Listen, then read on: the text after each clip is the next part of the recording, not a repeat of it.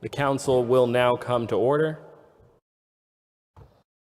Madam Clerk, please call the roll. Councilor Perez?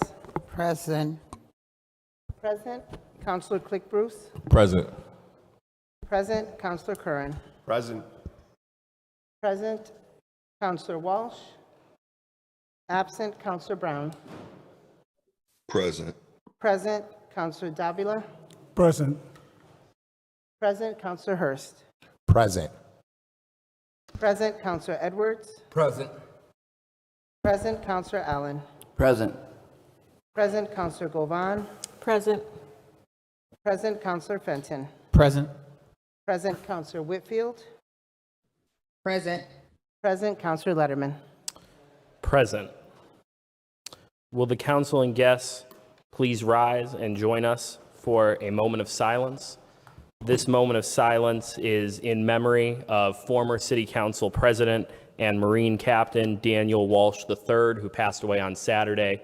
He is also the husband of our colleague, City Councilor Cateri Walsh, and we will honor his legacy and memory at this time with a moment of silence.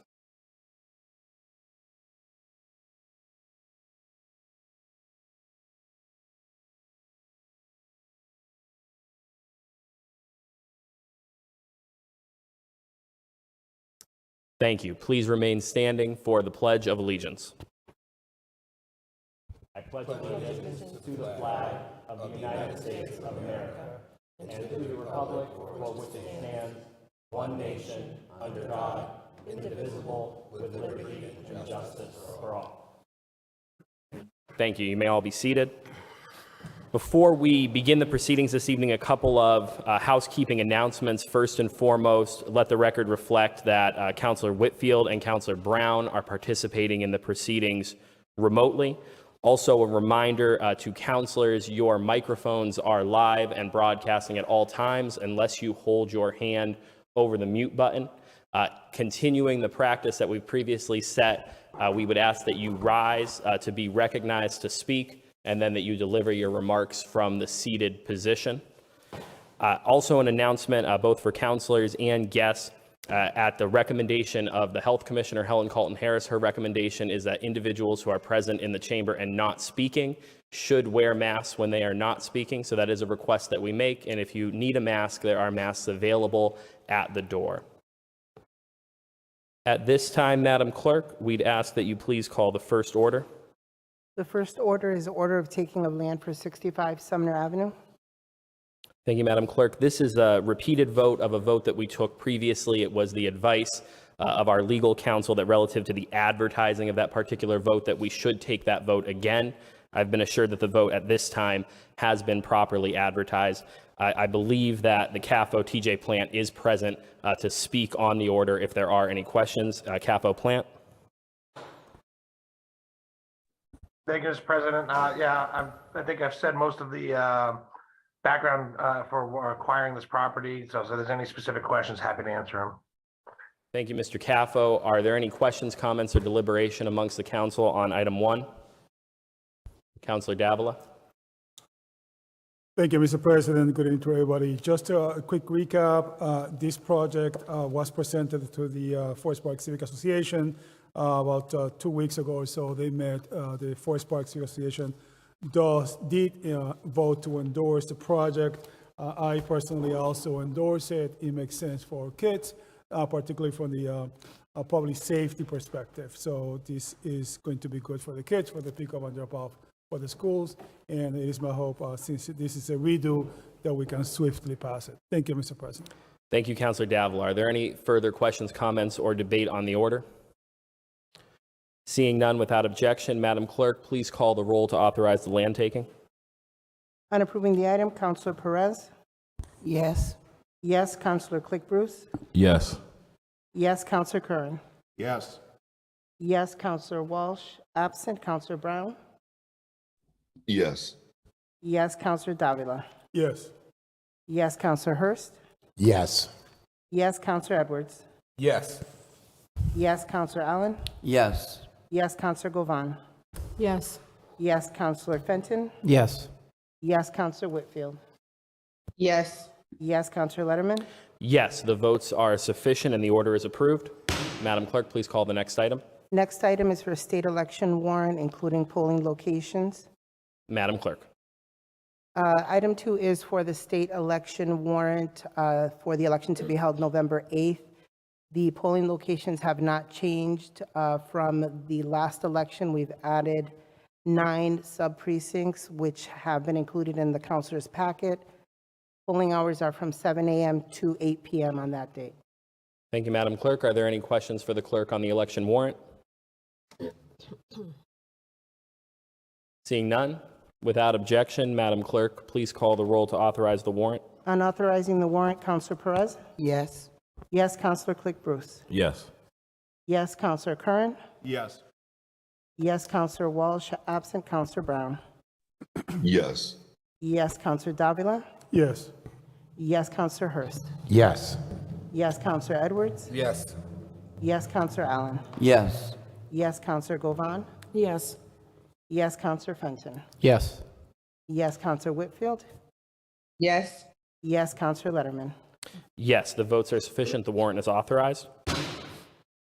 Members, before we move fully into our special permit portion of the hearing, we have received communication from 2 petitioners this evening that they wish to either have their petition continued or withdrawn. And so we'd like to take those items first in case anybody is present who was hoping to testify on those items. So Madam Clerk, without objection, can you please call item 5?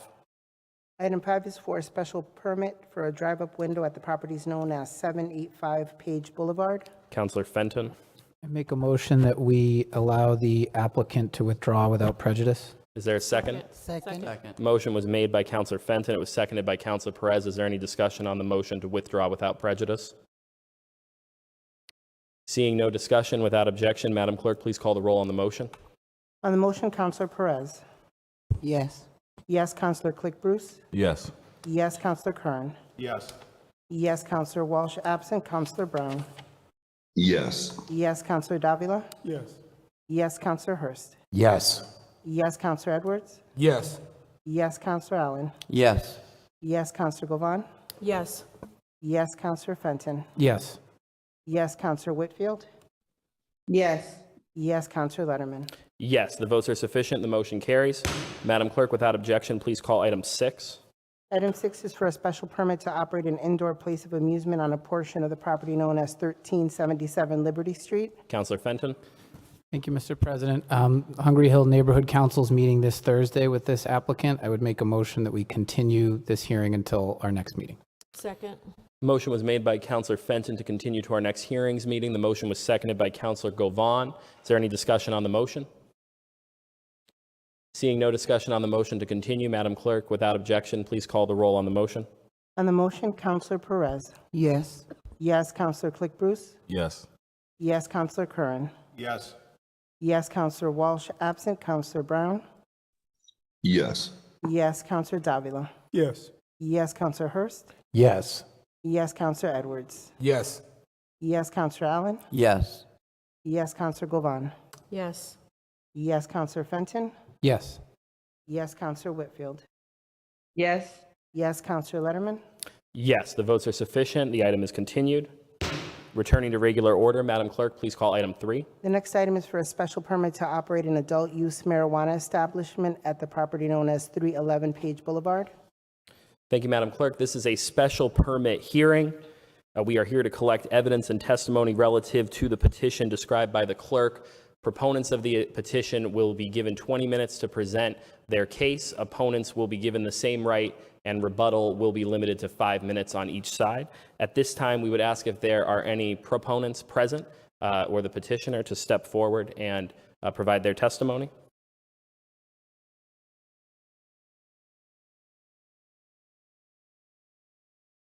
The chair recognizes that former City Councilor Tim Rook is present. Welcome back, Councilor Rook. Thank you, Mr. President. Thank you, city councilors. Mr. President, we're here this evening on the special permit for 311 Page Boulevard in Springfield. We're back before the council because the 2-year limit on the special permit has expired, and we have to renew it in order to start construction in November.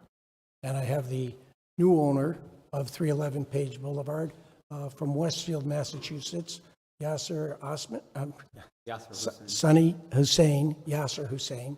And he's very excited about the project and to start it moving forward. Another highlight is that of the 4 licensed permits, this will be the second that will be minority owned. So we're here to answer any questions that you might have, or I'll let Sunny speak as well. Thank you, Councilor Rook. Please state your name and address for the record. Good evening. My name is Yasser Hussein. I am accompanied today with my business partner, Mr. Harbhajan Singh, and Ms. Kamaljeet Kaur with her husband, who is here for support, as well as some other family members who are supporting us. So thank you for your time, and I'll be more than happy to discuss this project further with anybody who has any questions. Okay, sure. Mr. President, I just want to make sure that I mention that the special permit conditions will remain the same. The host community agreement will remain the same, and any agreements that we have with the East Springfield Neighborhood Council will remain the same. Only the ownership will be changing in name only. Thank you, Mr. Rook. Are there any further proponents present to speak in favor of the special permit? Please state your name and address for the record. My name is Louis Boynton, 110 Preston Street in Windsor, Connecticut. I'm here in favor of the transfer of this license that Tim and them is attempting to get done. And I've got selfish reasons too. And that I've spoken with Hussein and the owners, and they're looking at working with the Black and brown community in terms of the renovation of this facility. And Timmy has been a close friend of mine for over 30 years. And it's just and he's a stand-up guy, and obviously enough, he's my guy. And I'm here in support of this transfer. Thank you. Thank you, sir. Are there any other individuals present to speak in favor? Please state your name and address for the record. Good evening. I'm Kathleen Brown. I'm president and spokesperson of the East Springfield Neighborhood Council. I live at 136 Edendale Street, right here in Springfield. We're here tonight to again say we hope the council will support this special permit. We've been here before, and we are more than in agreement that the new petitioners are appropriate. We've vetted them. We've looked at all of the special permit conditions again, and we have no misgivings at all. So we hope that tonight you will support the special permit with the same conditions as Mr. Rook had said, and all the same conditions and provisions. Thank you very much. Thank you, Mrs. Brown. Are there any other individuals present to speak in favor? Please state your name and address for the record. Bobby Coleman, 154 Kimberly Ave. Floor is yours. I just came to say I support the license or permit. I'm a lifelong resident of Springfield, and I'm looking forward to the dispensary opening. Thank you very much. Are there any other persons present this evening in person to speak in favor of the special permit? Seeing no one further, at this time we'll ask if there is anybody present virtually wishing to speak in favor. Seeing none, at this time we will move to any opponents. We would ask that the proponents clear the aisle, and if there are any opponents, individuals present to speak in opposition to this permit, we'd ask that they step forward at this time. Seeing none, we'd ask if there are any individuals present virtually to speak in opposition to this permit.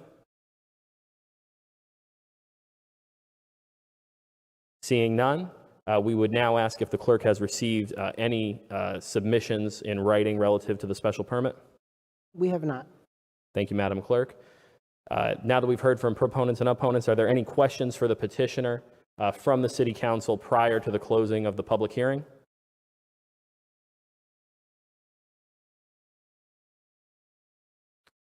Seeing no questions from the council for the petitioner, I'll now declare without objection that the hearing is closed. Is there any debate amongst the council prior to a vote on the special permit?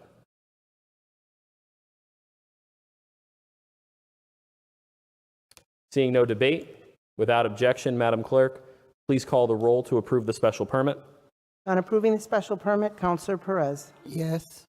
Yes, Counselor Click-Bruce. Yes. Yes, Counselor Curran. Yes. Yes, Counselor Walsh, absent. Counselor Brown. Abstain. Abstained, Counselor Davila. Yes. Yes, Counselor Hurst. Yes.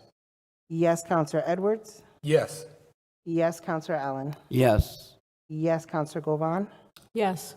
Yes, Counselor Fenton. Abstain. Abstained, Counselor Whitfield. Yes. Yes, Counselor Letterman. Yes, the votes are sufficient. The special permit is approved. Counselor Perez on the reasons.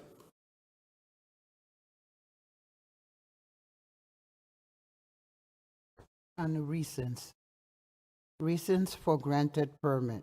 Number one, the specific site is appropriate location for such a use, structure, or condition. Number two, the use as developed will not adversely affect the neighborhood. Number three, adequate and appropriate facilities will be provided for the proper operation of the proposed use. Number four, to incorporate the planning staff analysis into the decision at the basis of the findings. Thank you, Councilor Perez. Is there any discussion on the reasons? Seeing none, without objection, Madam Clerk, please call the roll to approve the reasons. On approving the reasons, Counselor Perez. Yes. Yes, Counselor Click-Bruce. Yes. Yes, Counselor Curran. Yes. Yes, Counselor Walsh, absent. Counselor Brown. Abstain. Abstained, Counselor Davila. Yes. Yes, Counselor Hurst. Yes. Yes, Counselor Edwards. Yes.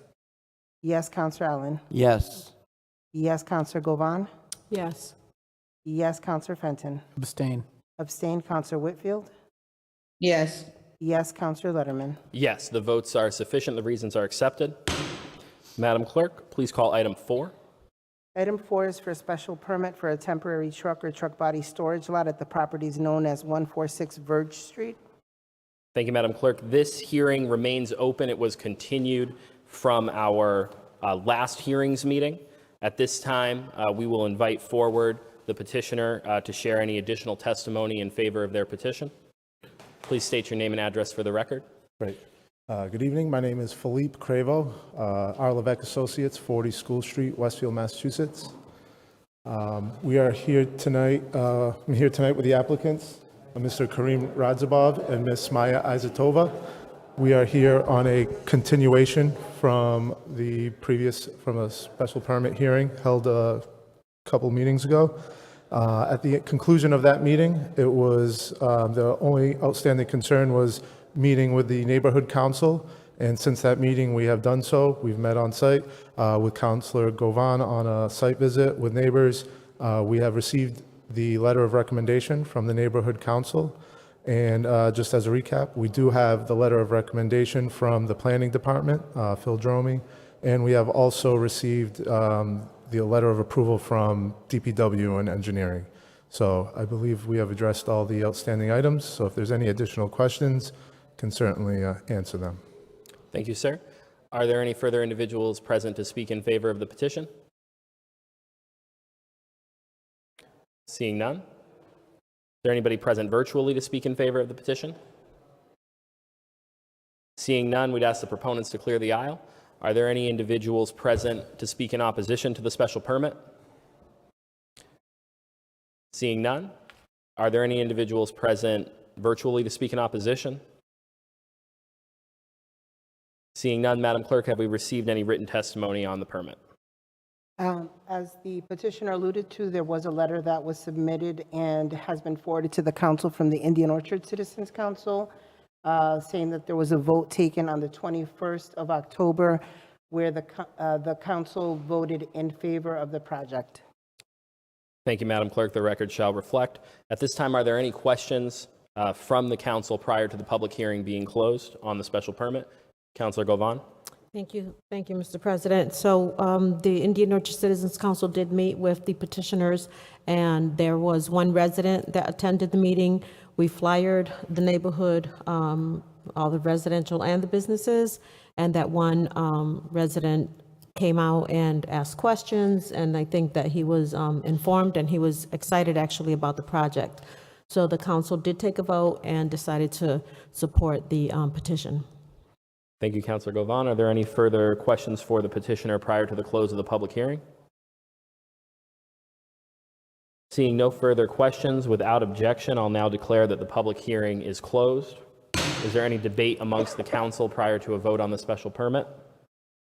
Say again, is there any further debate amongst the council prior to our vote? Seeing none, Madam Clerk, without objection, please call the roll to approve the special permit. On approving the special permit, Counselor Perez. Yes. Yes, Counselor Click Bruce. Yes. Yes, Counselor Curran. Yes. Yes, Counselor Walsh absent. Counselor Brown. Yes. Yes, Counselor Davila. Yes. Yes, Counselor Hurst. Yes. Yes, Counselor Edwards. Yes. Yes, Counselor Allen. Yes. Yes, Counselor Govan. Yes. Yes, Counselor Fenton. Yes. Yes, Counselor Whitfield. Yes. Yes, Counselor Letterman. Yes, the votes are sufficient. The special permit is approved. Councilor Perez on the reasons. On the reasons, number one, the specific site is an appropriate location for such a use, structure, or condition. Number two, the use as developed will not adversely affect the neighborhood. Number three, adequate and appropriate facilities will be provided for the proper operation of the proposed use. Number four, to incorporate the planning staff analysis into the decision at the basis of the findings. Thank you, Councilor Perez. Is there any discussion on the reasons? Seeing no discussion, Madam Clerk, without objection, please call the roll to approve the reasons. On approving the reasons, Counselor Perez. Yes. Yes, Counselor Click Bruce. Yes. Yes, Counselor Curran. Yes. Yes, Counselor Walsh absent. Counselor Brown. Yes. Yes, Counselor Davila. Yes. Yes, Counselor Hurst. Yes. Yes, Counselor Edwards. Yes. Yes, Counselor Allen. Yes. Yes, Counselor Govan. Yes. Yes, Counselor Fenton. Yes. Yes, Counselor Whitfield. Yes. Yes, Counselor Letterman. Yes, the votes are sufficient. The reasons are approved. Congratulations. Madam Clerk, please call item 7. Item 7 is to amend an existing special permit granted February 2011 by allowing a change in the petitioner at the property known as 890 Boston Road. The petitioner present. Thank you. This is a special permit hearing. Proponents will have 20 minutes to state their case. Opponents will have the same right, and rebuttal will be limited to 5 minutes. I'll now declare that the public hearing is open and recognize the petitioner to speak in favor. Please state your name and address for the record. Usman Sheikh, 927 Boston Road, Springfield, Mass. I currently have a location directly across the street from there for a car dealership. We're expanding, so this location came up and we purchased it to expand the business there. Thank you, sir. Do you have anything further that you wish to add? No. Thank you very much. At this time, are there any other individuals present to speak in favor of the special permit? Seeing none in person, are there any individuals present virtually to speak in favor? Seeing none, are there any individuals present in person to speak in opposition to the special permit? Seeing no individuals present to speak in opposition, is there any individual present virtually to speak in opposition?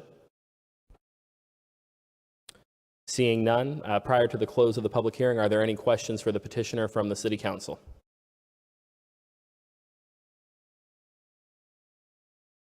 Seeing no questions from the council, without objection, I'll now declare that the public hearing is closed. Is there any debate amongst the council prior to our vote on the special permit? Seeing no further debate, without objection, Madam Clerk, please call the roll to approve the special permit. On approving the special permit, Counselor Perez. Yes. Yes, Counselor Click Bruce. Yes. Yes, Counselor Yes. Yes, Counselor Walsh absent. Counselor Brown. Yes. Yes, Counselor Davila. Yes. Yes, Counselor Hurst. Yes. Yes, Counselor Edwards. Yes. Yes, Counselor Allen. Yes. Yes, Counselor Govan. Yes. Yes, Counselor Fenton. Yes. Yes, Counselor Whitfield. Yes. Yes, Counselor Letterman. Yes, the votes are sufficient. The special permit is approved. Councilor Perez on the reasons. Reasons for granted permit.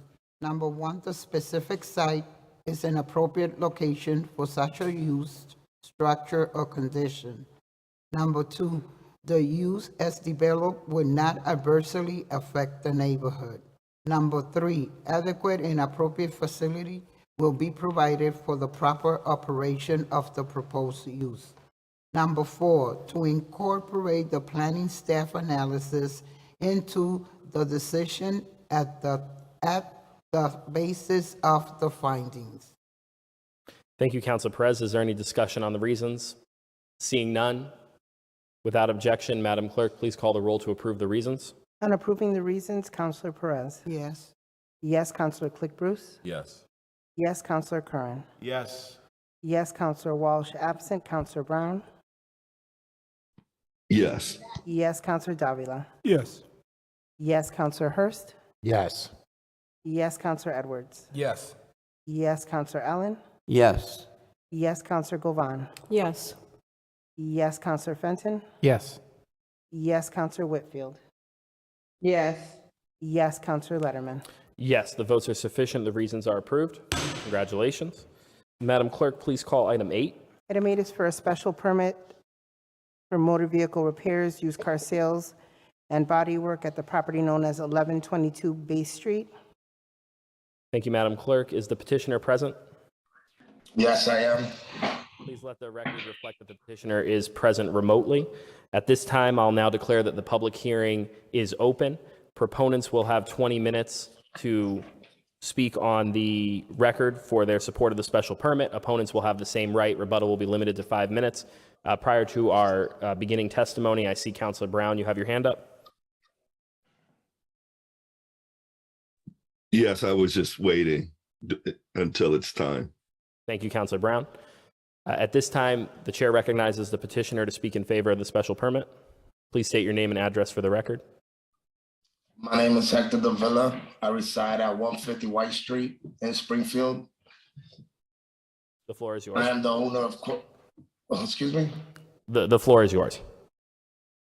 I am the owner of Quick Fix Auto Repair at 491 Allen Street in Springfield with my wife, Melissa Davila. We also are members of the East Forest Park Civic Association. We are petitioning to you, the City Council, to operate auto body, auto repair, and used car sales at 1122 Bay Street. I'm happy to report to you that I did meet with the Bay Area Neighborhood Council. I have a letter right here that they are in full support of my special permit request. I also have a letter of support from my immediate abutter, Circle K convenience store. The letter's already been sent to the planning department. I've already made significant improvements to the building, cleaning all the junk that was outside the building and inside, as well as removing all the auto parts and other stuff that have been thrown in the parking lot. That was an eyesore. I'm hoping that the city council will agree with the neighborhood council and the planning department, both who support the special permit request. I also agree with all the terms and the conditions put forward by the planning department and would be happy to limit my use of car sales to 10 rather than 13, which is what the planning department recommended. I also intend to provide a landscape plan to the planning department before all permits are pulled, detailing the improvements I intend to make to the front of the building as well as to the side of the building. My intention is to make sure that I'm a good neighbor. I was raised in the neighborhood. I've lived there for many years. Hopefully our business will be successful and we will be here for many years to come. I humbly ask the city council to support my special permit request this evening. Thank you. Thank you, Mr. Davila. Are there any other individuals present virtually to speak in favor of the special permit? Seeing none, are there any individuals present in person to speak in favor of the special permit? Seeing no individuals, is there anyone present virtually to speak in opposition to the special permit? Seeing none, is there anybody present in person now to speak in opposition to the special permit? Seeing none, Madam Clerk, have we received any written testimony on the permit? We have not. Thank you, Madam Clerk. At this time, are there any questions for the petitioner while the public hearing remains open? Councilor Brown? Thank you, Mr. President. Really, I actually have more of a statement. Hector and his wife, Melissa, they are minority business owners that's been around in the Allen Street area for a long time, and they've been successful. And not just successful, they actually are good neighbors. If you were to go over to the actual location that he's speaking of, it was heavily dumping ground.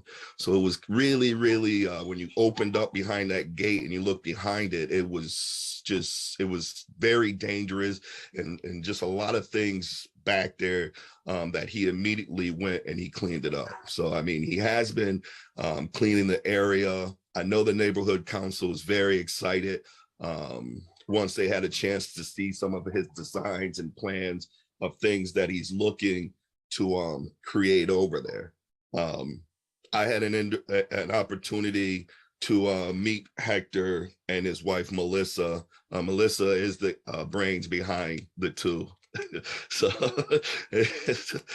and I really looked and did my research on their former location, and I'm impressed. I definitely want to make sure that we support Black and brown businesses, and I believe that there'll be a really good addition to the neighborhood, being that Hector is from the neighborhood. Even though he went to Allen Street, he is from the actual Mason Square area. So he has roots in there, and I definitely commend him being a Latino business owner. And, you know, the not just a business owner, the degree that he really takes pride in his actual business and the cleanliness.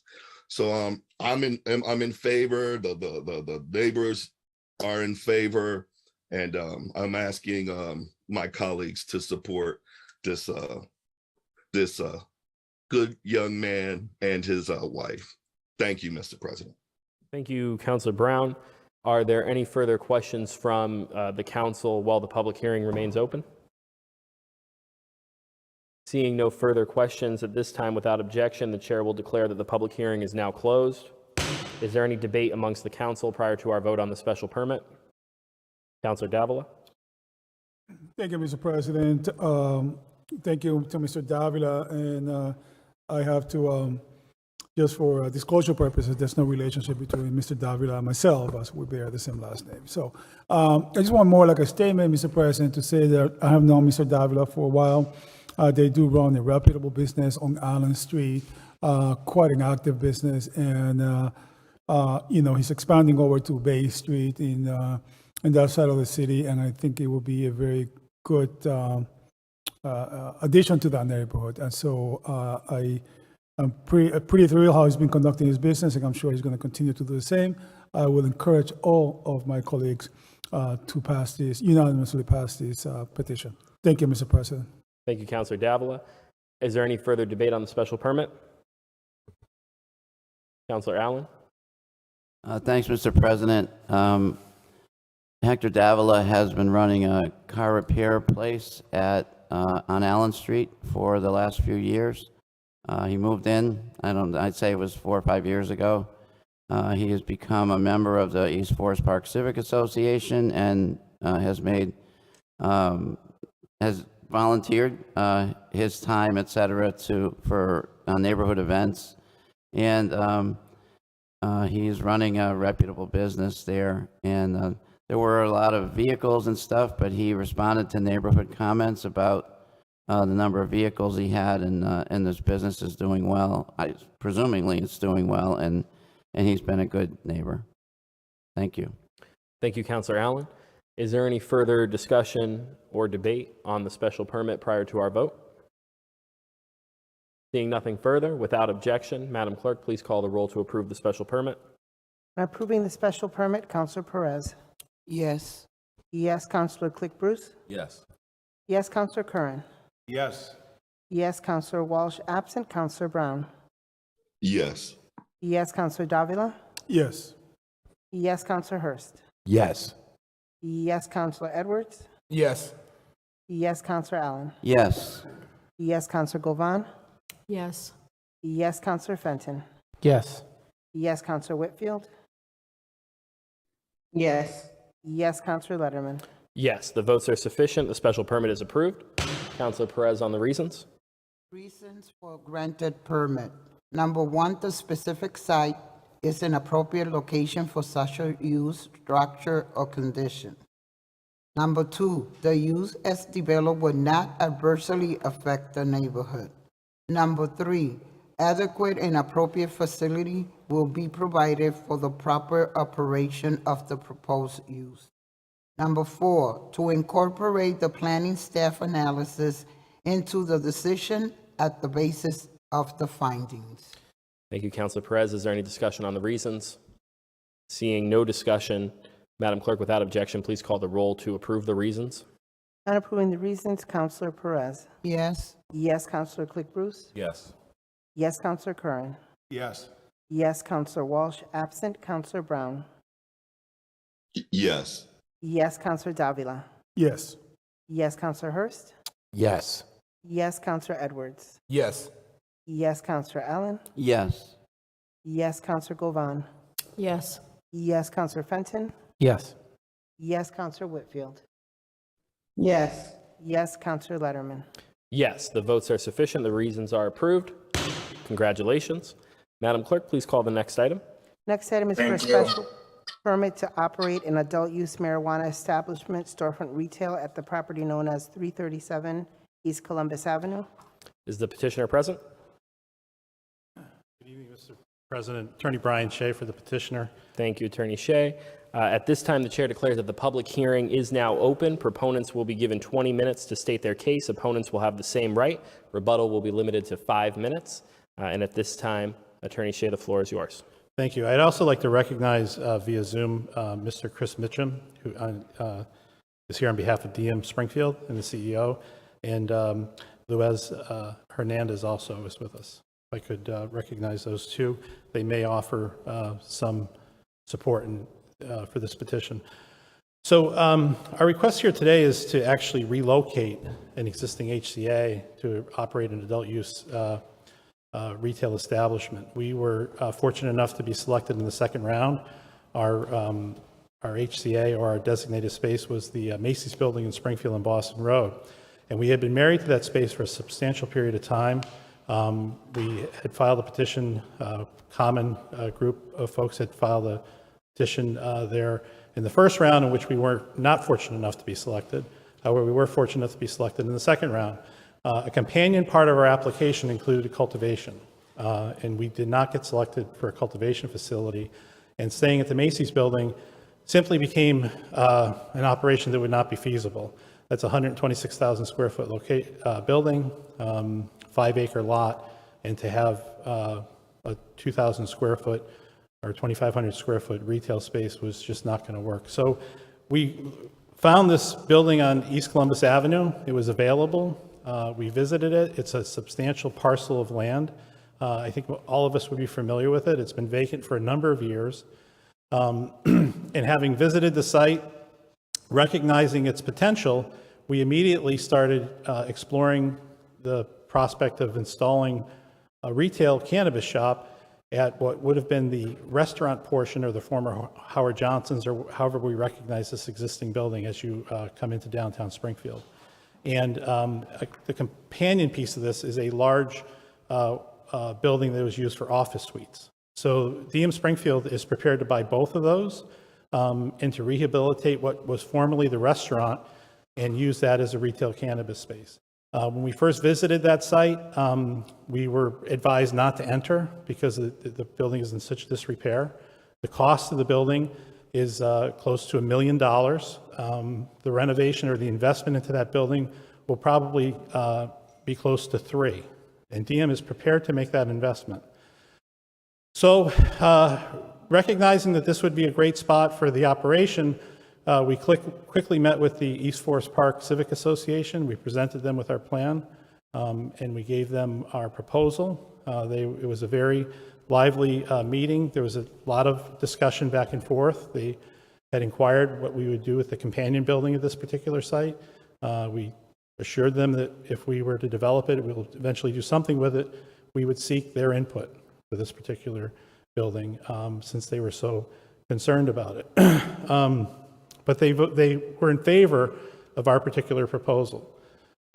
This site is within the realm of the Forest Park Civic Association, but knowing how close it was to the South End, in July of this year, we also met with the South End Neighborhood Council and shared with them what our plan was going to be, and they also were in favor of it, and both of those letters of support were submitted with our application. We're very excited. Diem is a national cannabis player. They have been around for a while. They have overwhelming success in the state of Oregon, and they also have overwhelming success in the state of Massachusetts.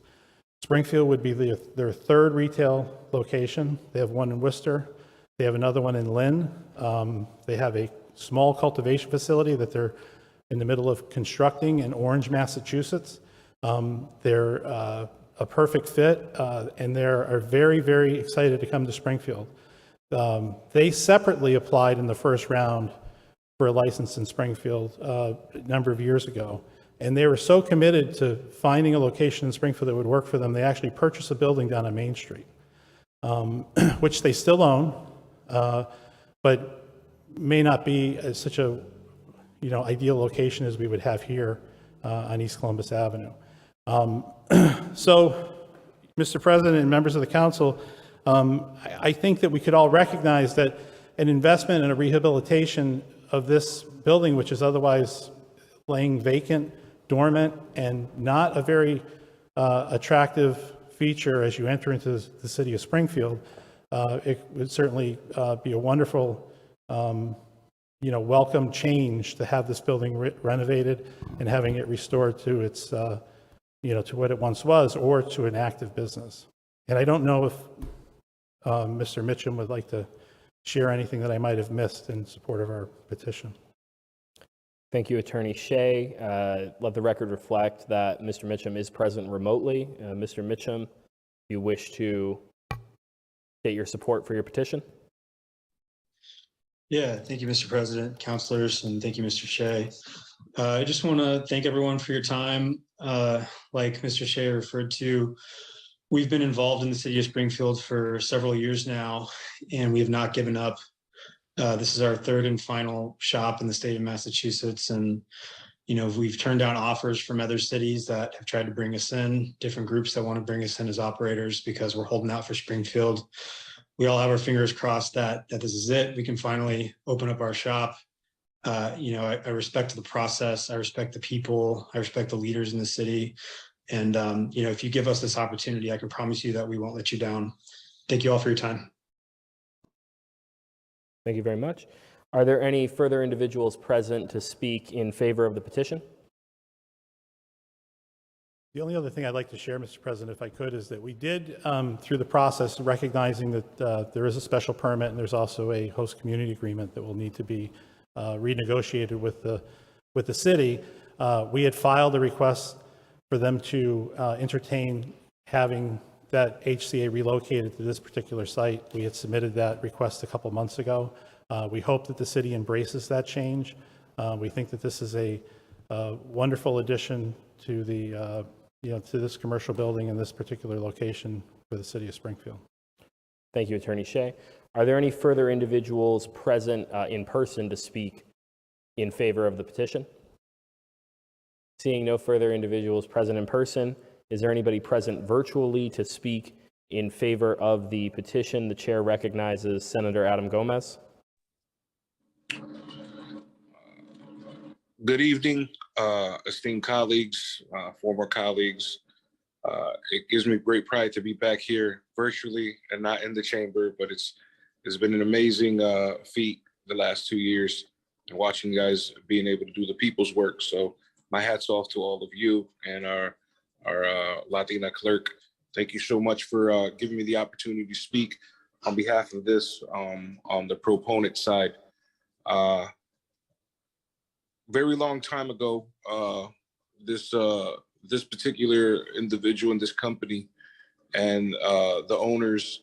What I've seen from them has been an extraordinary professionalism, even on the time when I was going to the community meetings up in Indian Orchard, and how they met with all of the neighborhood boards in that area, and also working with the mall.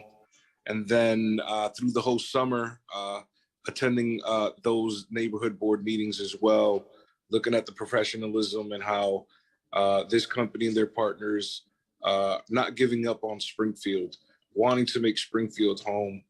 And the opportunity of, we can pride ourselves for the diversity of looking at majority of, and a lot of our owners being of people of color, but neglecting the fact that there is not a principal Latino owner. And in respect to the fact of, the demographics of our great city, I think this is the opportunity. You guys, this great body has already accepted and has put forward this applicant in another site. And obviously precedence was already given for relocation before, which we congratulate and applaud the individual that was able to relocate because of certain issues that do arise in these types of businesses, specifically when it comes to renting a vast location and trying to make a place home. So obviously, in my position, just wanted to lend and bend an ear that this petition, it's zoned appropriately. I have had the ability to be able to work on this specific zoning ordinance. And I think that, the precedents that's already done and already been advocated for through the administration on moves of these type of businesses that is on record through Mass Live, I think shows precedents that I think on the back end of Hispanic Heritage Month, that we can push forward a Latina, a company that is second to none, and I think is going to do a great job here in the city of Springfield and is in the outskirts, that's going to rehabilitate a building or two buildings that have been an eyesore for the South End community and the Forest Park community. So thank you for the opportunity, Mr. President, and all of my colleagues, and also my sincerest condolences to the Deaness of the body on the loss of her life partner, Kateri Walsh. Thank you so much for the opportunity, and look forward to hearing some more of the deliberation. Thank you, Senator Gomez. Certainly welcome back virtually. At this time, are there any other individuals present virtually to speak in favor of the petition?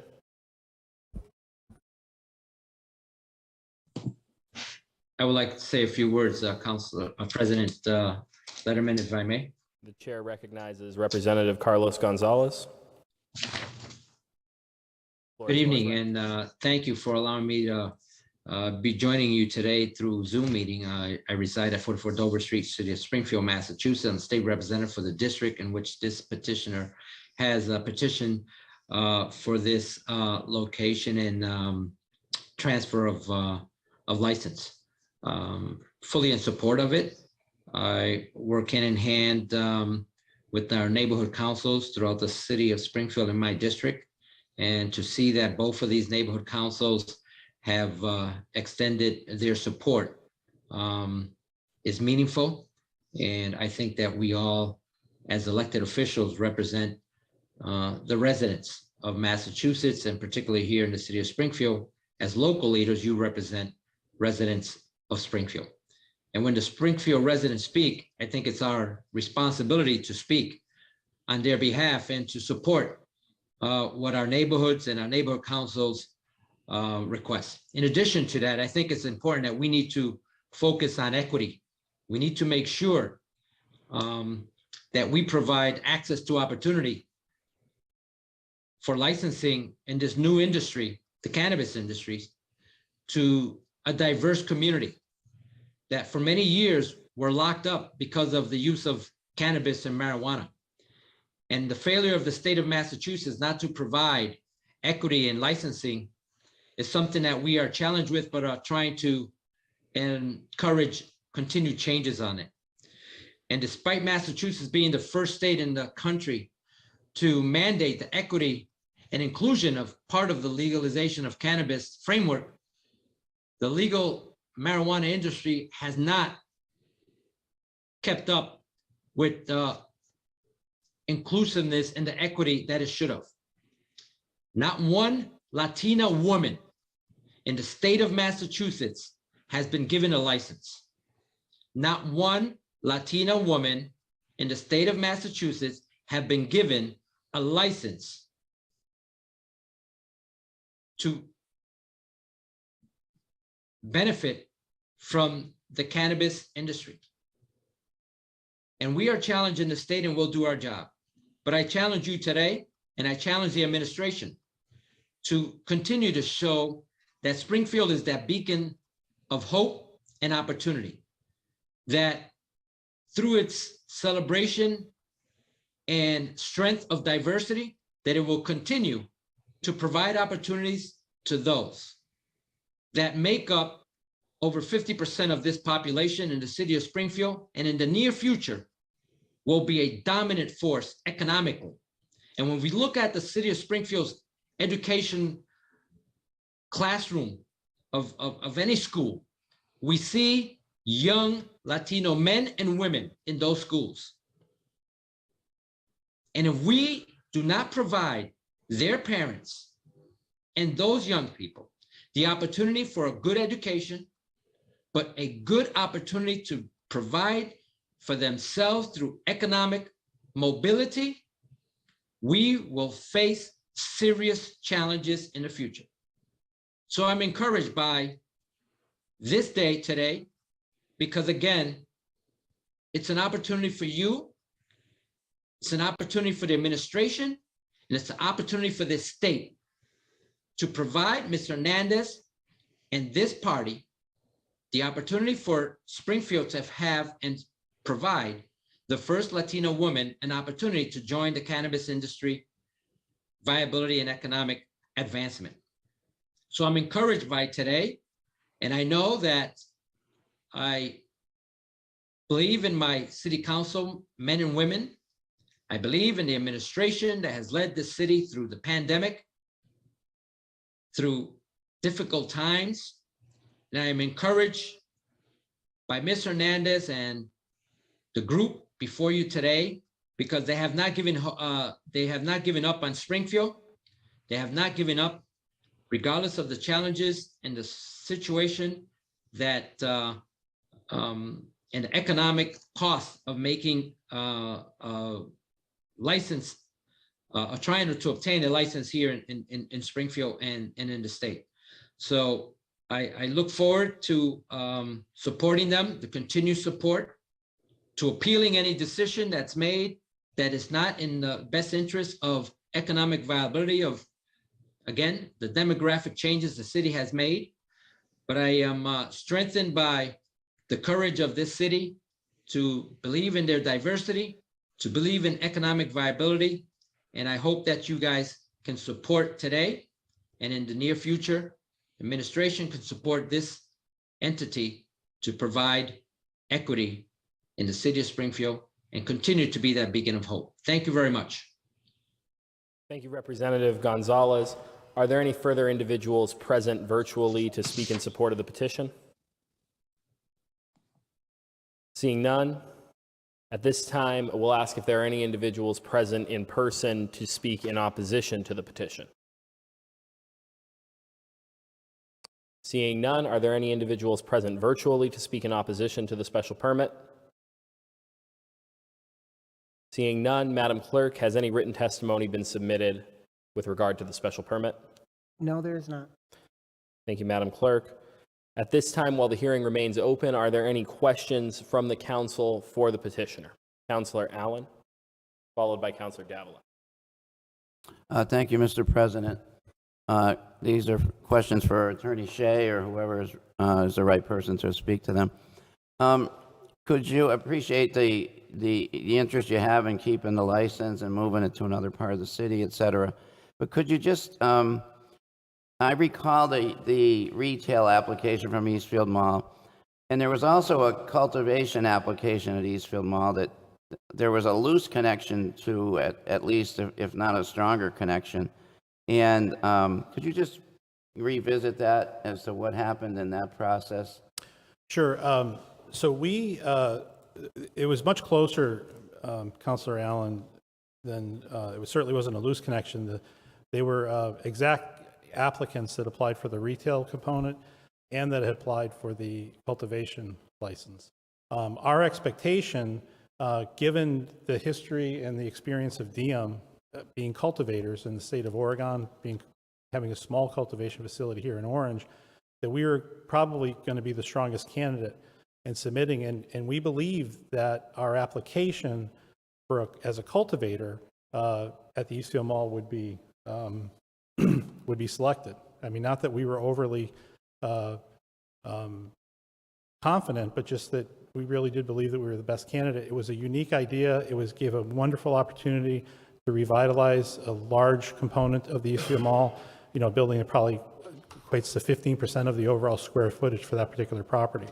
Not being selected, we were faced with a large hurdle of trying to renegotiate with the Eastfield Mall to secure that location. And we were unsuccessful. It would have been overwhelmingly cost prohibitive to try to install a retail facility at the Eastfield Mall.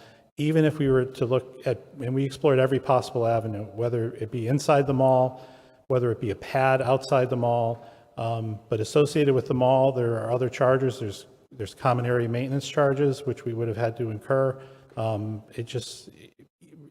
can assure you that I represented that we're going to buy this building for $1 million, and we're going to rehabilitate it for $3 million.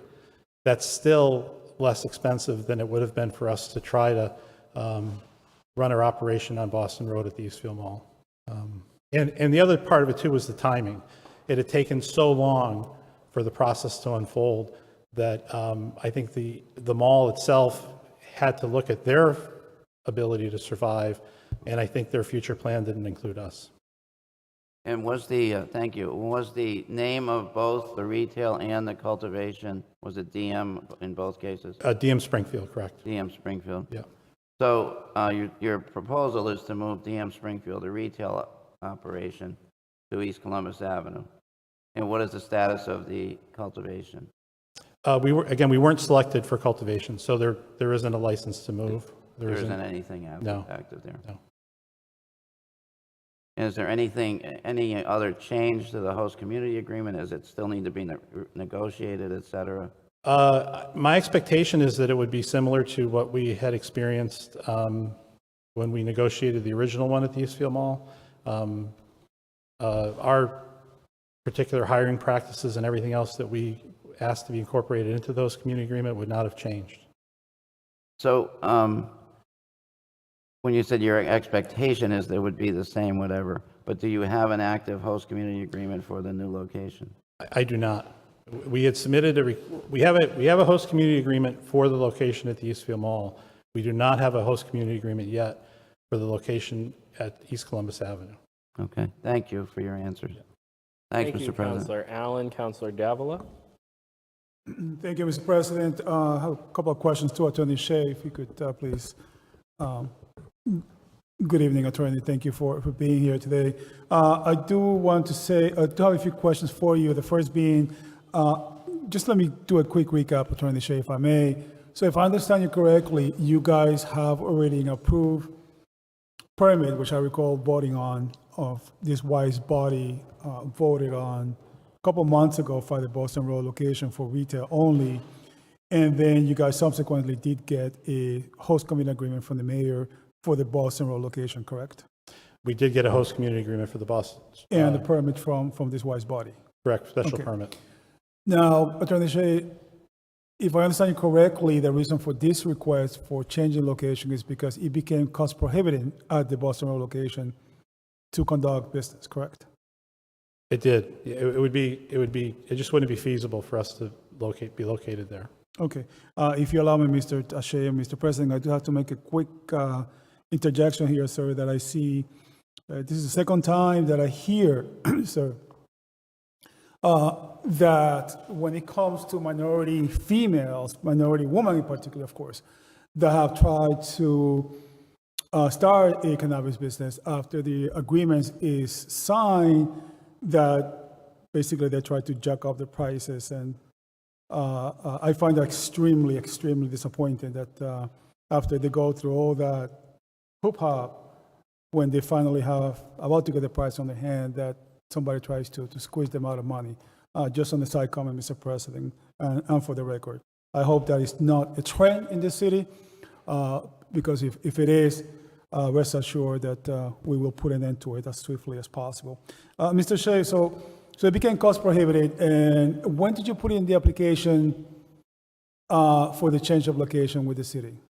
We had initially started submitting the application and shared it with the planning department back in late June, early July of this year.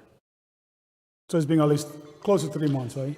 And in deference to the planning department, it has not been sitting there waiting to move forward to this council all that time. There were conditions that we were trying to clear that included some misapplied payments through the collector's office for taxes, and also to refine our plan that we submitted with the application. Okay, but it's been on the pipeline for what, three? It's been a months while. or so. Yeah. Okay.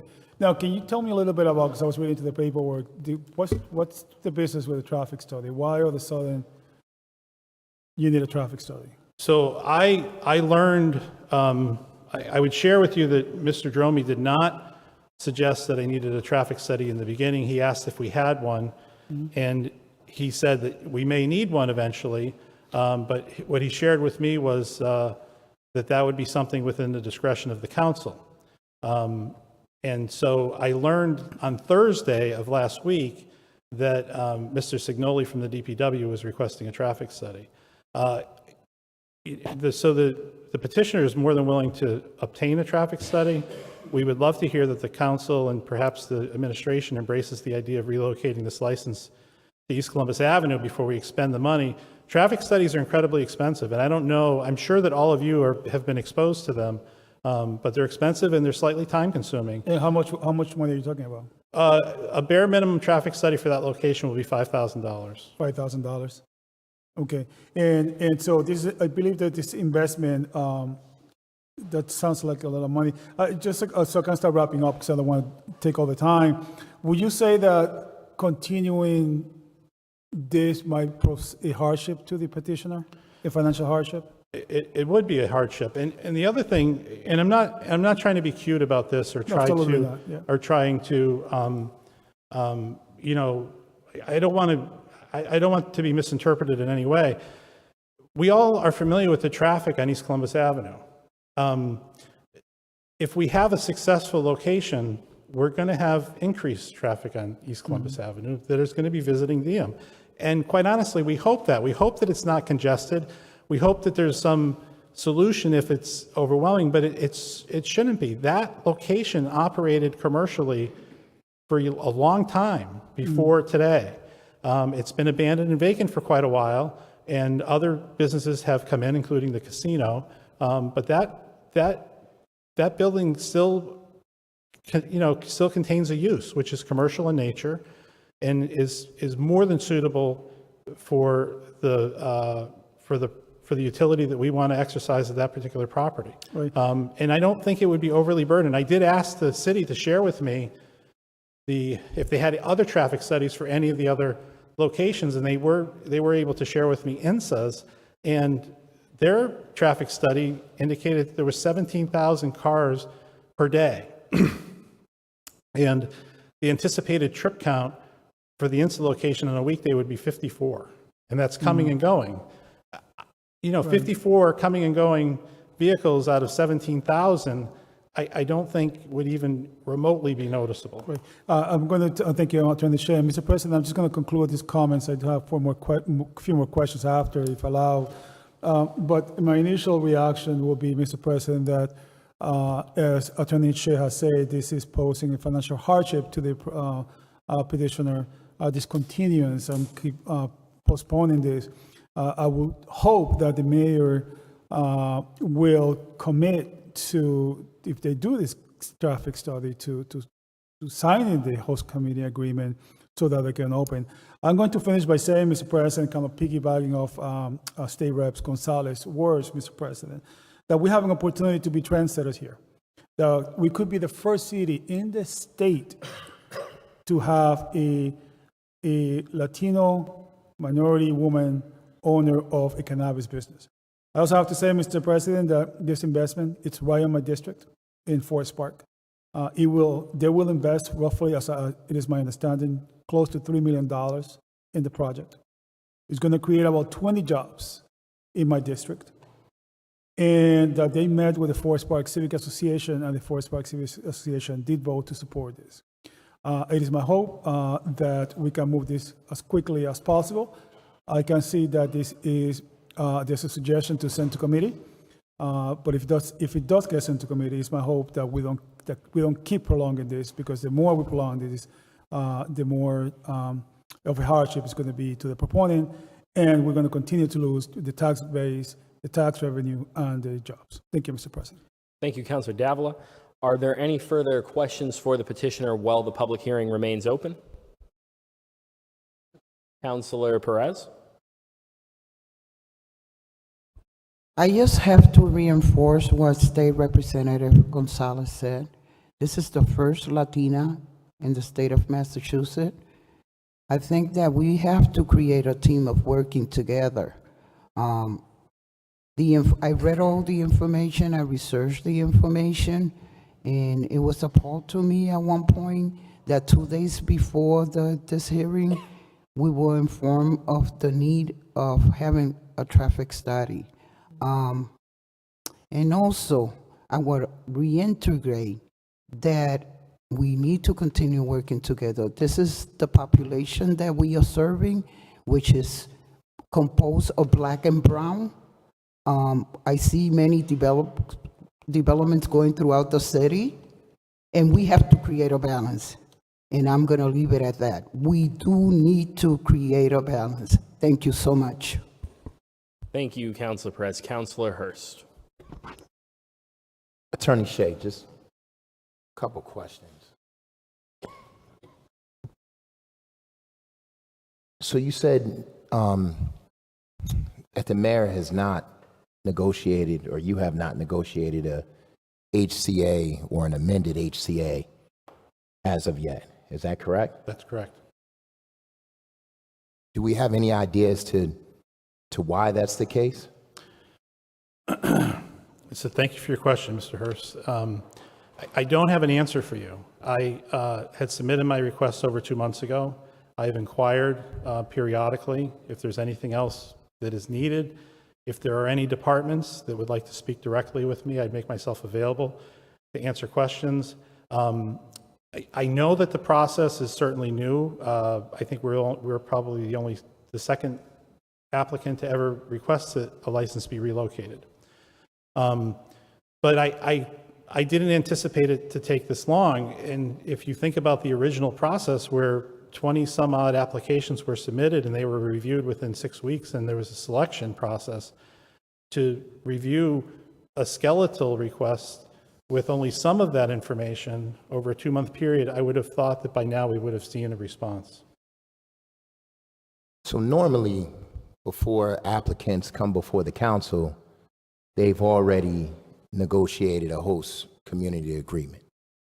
What caused you to decide to come before the city council without having negotiated that agreement? We had hoped that the issuance of the HCA or the renegotiated HCA would be contemporaneous with the issue of the special permit. And the special permit process, if you look at the application, it only says that you have to have requested an HCA. It doesn't necessarily say that you have to have it. And quite honestly, we already have one. It's just not at this location.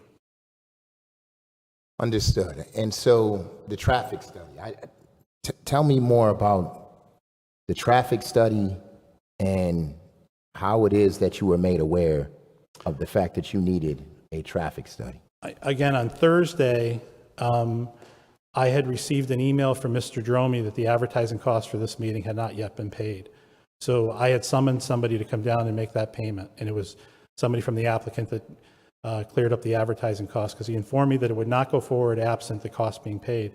And then once, or in and around the time the cost got paid, I received an email saying that Mr. Signoli was requesting a traffic study for this location. Okay.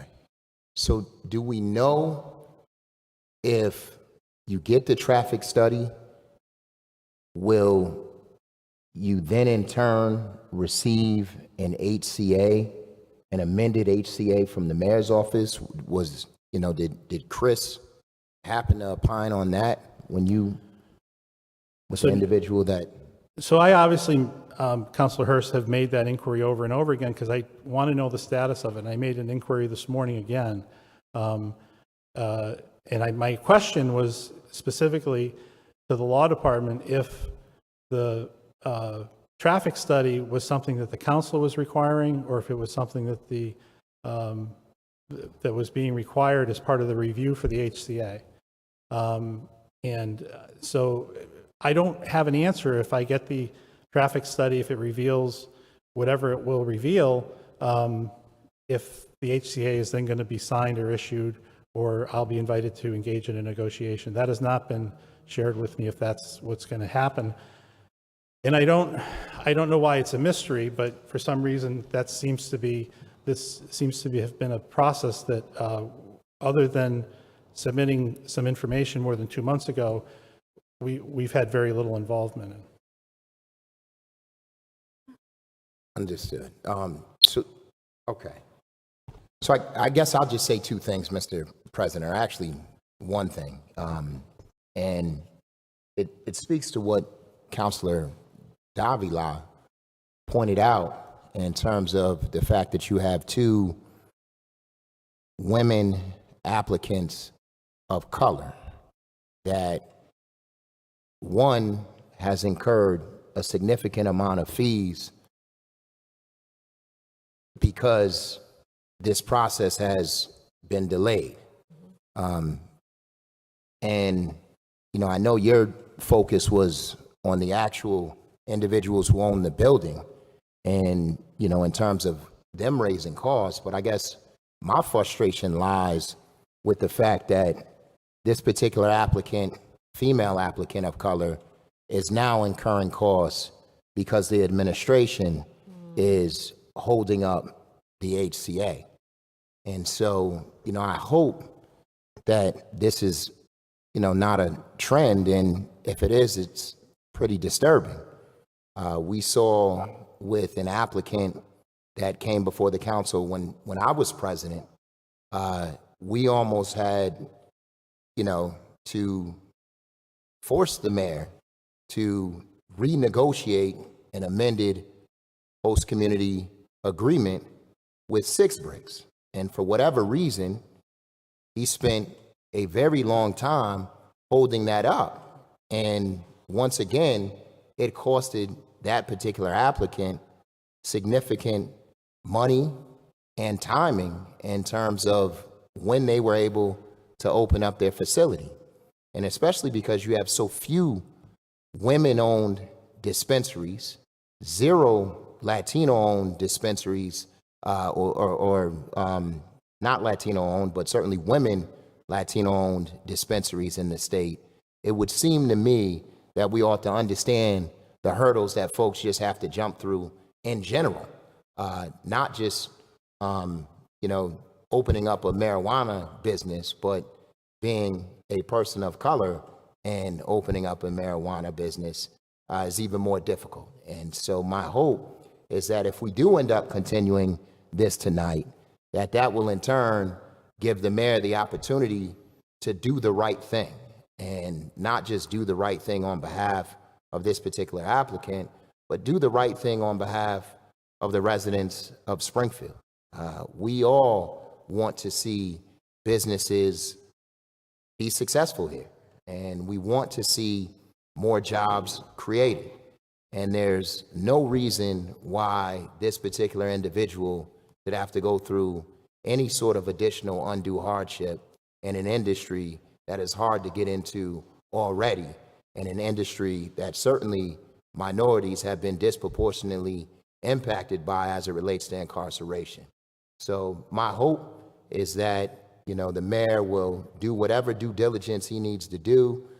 Chris, who I'm not 100% sure is even relevant in this entire process, but, if he needs a traffic study and you all end up doing a traffic study, I'm hoping he gets whatever it is he needs to get, and then the mayor expeditiously approves this particular license. But it is problematic, and it's a bad trend. And I hope the mayor heeds what is said today and actually acts. Thank you, Mr. President. Thank you, Councilor Hurst. I'm going to recognize Councilor Whitfield. Prior to recognizing Councilor Whitfield, just for the information of the council, because you cannot see this, but I can see this, Attorney Talia G., who is the attorney that we had requested to be present, since she is the attorney who is working on host community agreements. That was a previous request from the council that when we have permits of this nature on the agenda that we do include her. So I did invite her today, and she is present virtually. She does have her hand up. So just for the record, if anybody wishes to hear from Attorney G, you can call upon her at that time. Councilor Allen, I see your hand. I'm going to go to Councilor Whitfield first, and then I'm going to come to you for whichever you would like to be recognized for. Councilor Whitfield, and we're going to go to Councilor Whitfield. Thank you, Mr. President. I would like to hear what Attorney G has to say, because I know that a traffic study was a requirement of the application process. So I want to just hear what Attorney G has to say. Thank you, Councilor Whitfield. And I'll just remind folks that the public hearing remains open. Everything that we are doing at this point is collection of evidence relative to our decision. Attorney G. Thank you, Council President Letterman, and thank you, Councilor Whitfield, for recognizing me. I was actually just going to say exactly what it is that you said, which is that a traffic study was required as part of the initial review. And I just wanted to clarify a point that Attorney Shea made earlier, which is he stated that he inquired if the traffic study was being requested as part of the review to amend the host community agreement, or if it was being required or requested from the city council. His inquiry to me was actually if it was part of the review to change the host community agreement, or if it was part of the special permit process. So I just wanted to clarify that point.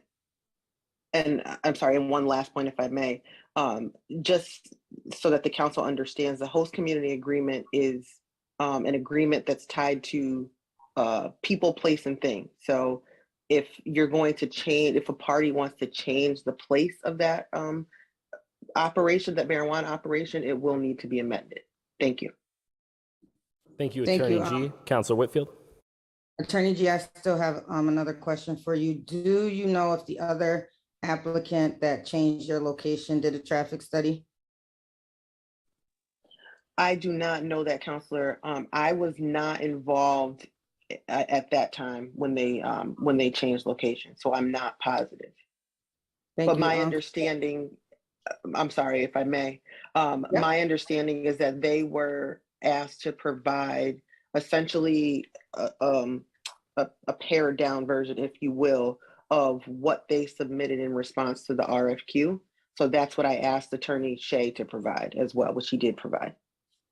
Thank you. Does anyone know, Phil, if Six Bricks offered a traffic study when they asked to change their location?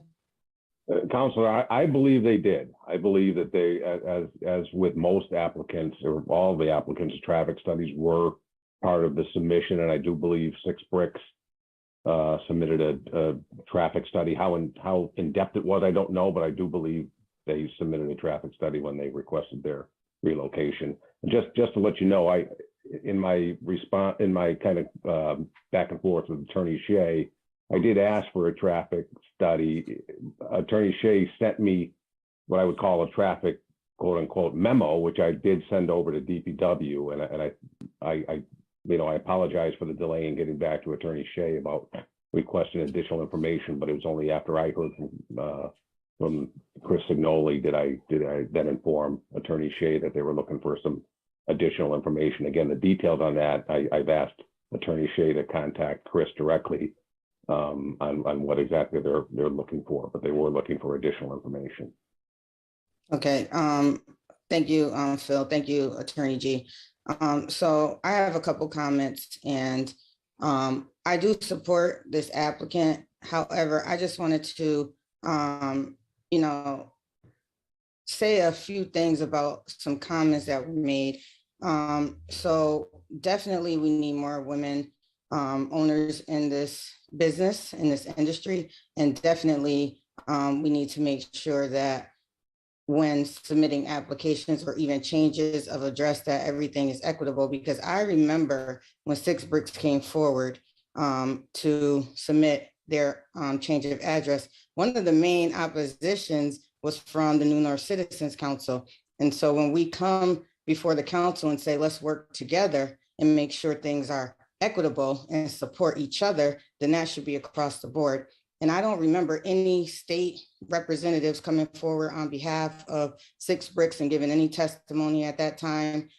It seems like it was a tug of war at that time. And I do support this applicant. I'm not saying that I don't, but when we make these comments, let's be fair amongst all people and make sure that when we say we're supporting everybody, that it's benefiting everybody as a whole, because that's what togetherness really looks like. And while I do support this applicant, if a traffic study is required from any other applicant to change the address, I don't think it should be any different. I do understand what the applicants are asking because you don't want to spend a whole bunch of money and then get denied. And you have been through this process for a long time, 2 rounds, and already like spent money on another location, probably spending money to hold this location. So I understand the urgency of this application, but I have to say in all fairness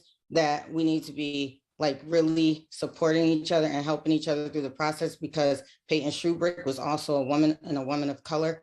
And we had big opposition during that time.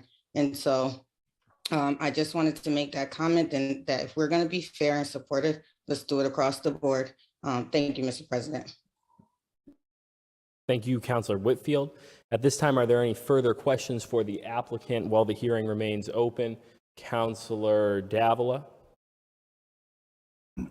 Thank you, Mr. President. I'll be brief with my question. Attorney Shea, if I may, sir. Thank you, sir. I just want to make sure that I got my ducks right here. Did I hear you say that you were recently informed that you needed a traffic study? I did. I was informed on Thursday of last week that Mr. Signoli was requesting a traffic study. So you were informed Thursday of last week doing a traffic study. Right. And up until that point, Mr. Dromey did state that a traffic study may be necessary, but that would be up to the council. May be necessary. Okay. Right. Thank you, Attorney Shea. And if I had known in August, we certainly would have had it. Absolutely. Today. I got you. Phil, Mr. President, if I may, with Phil. Yes, Councilor Davila. Phil is present remotely. Mr. Dromey, are you present? Yeah. Good evening, Phil. Phil, I just want, can you speak to that? I am a little baffled. I do know that Attorney Shea has said at least twice that you mentioned that a traffic study may be requested, which obviously did. So can you take me through this, if I could finish my question, Phil, can you tell me through the steps how that's determined? Because I'm doing my math, and it seems like almost 2.5 months went by before somebody's bright light went up and say, "Oh, we need a traffic study." So can you take me through that as to how is this decision made? You know, what's the processes? Because at the end of the day, we're holding something good here, in my opinion. Well, Councilor, I can only say I'm not sure I specifically stated to Attorney Shea that it may be required. It's on the preliminary application as a requirement. Mr. Shea, Attorney Shea did send me a traffic memo, which I forwarded to the DPW. I only heard last week that Chris Signoli was looking for more information. All I can state is that every other applicant who has submitted, including DM at the mall, submitted a traffic study. It was part of the application for the RFP. It was part of the transfer for Six Bricks, and So I forwarded what was sent to me by Attorney Shea to the DPW. I only heard last week that they were looking for additional information. So I apologize for the delay. I do want to stress that the delay in my office was not, as Attorney Shea mentioned, was not a delay on the planning department side. This application sat in my office for several months waiting for the preliminary application to be completed by the applicant, including the tax certification. I had numerous emails back and forth between the applicant and myself and Attorney Shea trying to get the application moving forward. As soon as I got that tax certification, the application moved forward. Right, but Phil, to be honest with you, I'm not quite sure that you answered my question, my good sir. And by the way, just to point of clarification, second time that I hear about reference being made about all the traffic studies, by no means, at least myself, since I cannot speak for any other counselor, but if that's the process that they need a traffic study, then by God's grace, they need a traffic study. Nobody's arguing that point. What I'm asking you, which I'm not quite sure that you answered my question, is how is the decision made about the traffic study? Apparently, Chris Signoli made the decision, but what's the process? Walk me through the logic. Because if I did my math right, Phil, according to Attorney Shea, it's been close to 3 months, and he found out just last week they need a traffic study. Walk me through that, or we don't have any process, or what's going on? Yeah, the process is a traffic study is required when the RFP was submitted. There was no RFP submitted for this location. So this is a different animal than the standard location that an RFP is submitted for. So this is a different location than what DM originally was applied for, but there was a traffic study submitted for the Boston Road location as part of the RFP requirement. No, absolutely, this is a different location. Go ahead. Well, since this was not an RFP location that was selected by the RFP committee and an RFP specifically submitted for this location, it's a change of location. So I understand can only that. go on what I'm being told by the Department of Public Works. They're looking for additional information than what was originally submitted with the traffic memo that was submitted by DM. I get it. Phil, again, I'm not quite clear. You answered my question again. I get that this is a new location. We all know that. And I get that if you're on RFP, you need to provide the traffic study. I'm just saying, why is the applicant being told a week ago that need a traffic study to proceed? That's what I'm getting hooked up on. If you don't know, you don't know. But to be honest with you, I feel by no ways am I implying otherwise that, if I may finish, Phil, that your office delaying this. But Mr. President, I have to be honest with you. It seems to me that if what is it called? Good old saying says, if it quacks like a dog and walks like a dog, it is a dog. It seems to me like this might be a delaying tactic, which I'm not too thrilled about, to be honest with you. I mean, 2.5, 3 months application, and now a week later they're finding out they need a traffic study. They need it. I'm sure they get it done. But I'm speaking of the process, and so Phil, if I could finish, Phil, please. Thank you, Phil. Councilor Davila has the floor. Thank you, Phil. And if they need it, they need it. That's no argument on that point. I will be the first one to advocate it, but to make a point, if we're going to do this, I'm going to be equitable. We're going to do it across the board. And this is something that I'm sure is going to happen in the future, that people are going to change locations. And I will hate to see people being held up like this again. This is like, according to them, they submitted close to 3 months ago, and they're just being told a week ago they need a traffic study. So I thank you again. I'm not sure you answered my question, but Mr. President, I'm very concerned. The optic is no good. And so, but anyways, those are my questions. Thank you, Phil, for your time. And thank you, Mr. President, for allowing me the time. Thank you. Thank you, Councilor Davila. Thank you, Mr. Dromey. At this time, the public hearing remains open. Are there any further questions for the petitioner while the hearing remains open? I will go to Councilor Whitfield, followed by Councilor Perez. Thank you, Mr. President. So I think that Phil is getting the brunt of what the decision that was made by DPW and that office. And I don't think that it's fair to target specific individuals that didn't make the call as to the traffic study being done. I think that Phil Dromey, I mean, not Phil Dromey, I'm sorry, Chris Signoli should be here to answer why it took so long to get the information over for the traffic study and not Phil. Phil's just doing his job and going by what was presented to him. Phil, I do have a question for you though, because you said that the application sat on your desk waiting for some tax information. When did you receive that information? The information that you had to complete the application. Yeah, as the council's aware, there's a number of check boxes that I used for these adult use marijuana. There's probably 10 or 15 check boxes that information needs to be submitted as part of the application. So I go by that checkbox. So it took a little time to get all the required information. But one of the most outstanding things was that I'm required to get a tax certification letter from the collector's office in order to move a special permit forward. There was an outstanding bill by the previous owners of this property that had to be addressed. I informed Attorney Shea of that, and we kind of went back and forth on trying to get it resolved. I believe I received the tax certification letter probably a week and a half ago.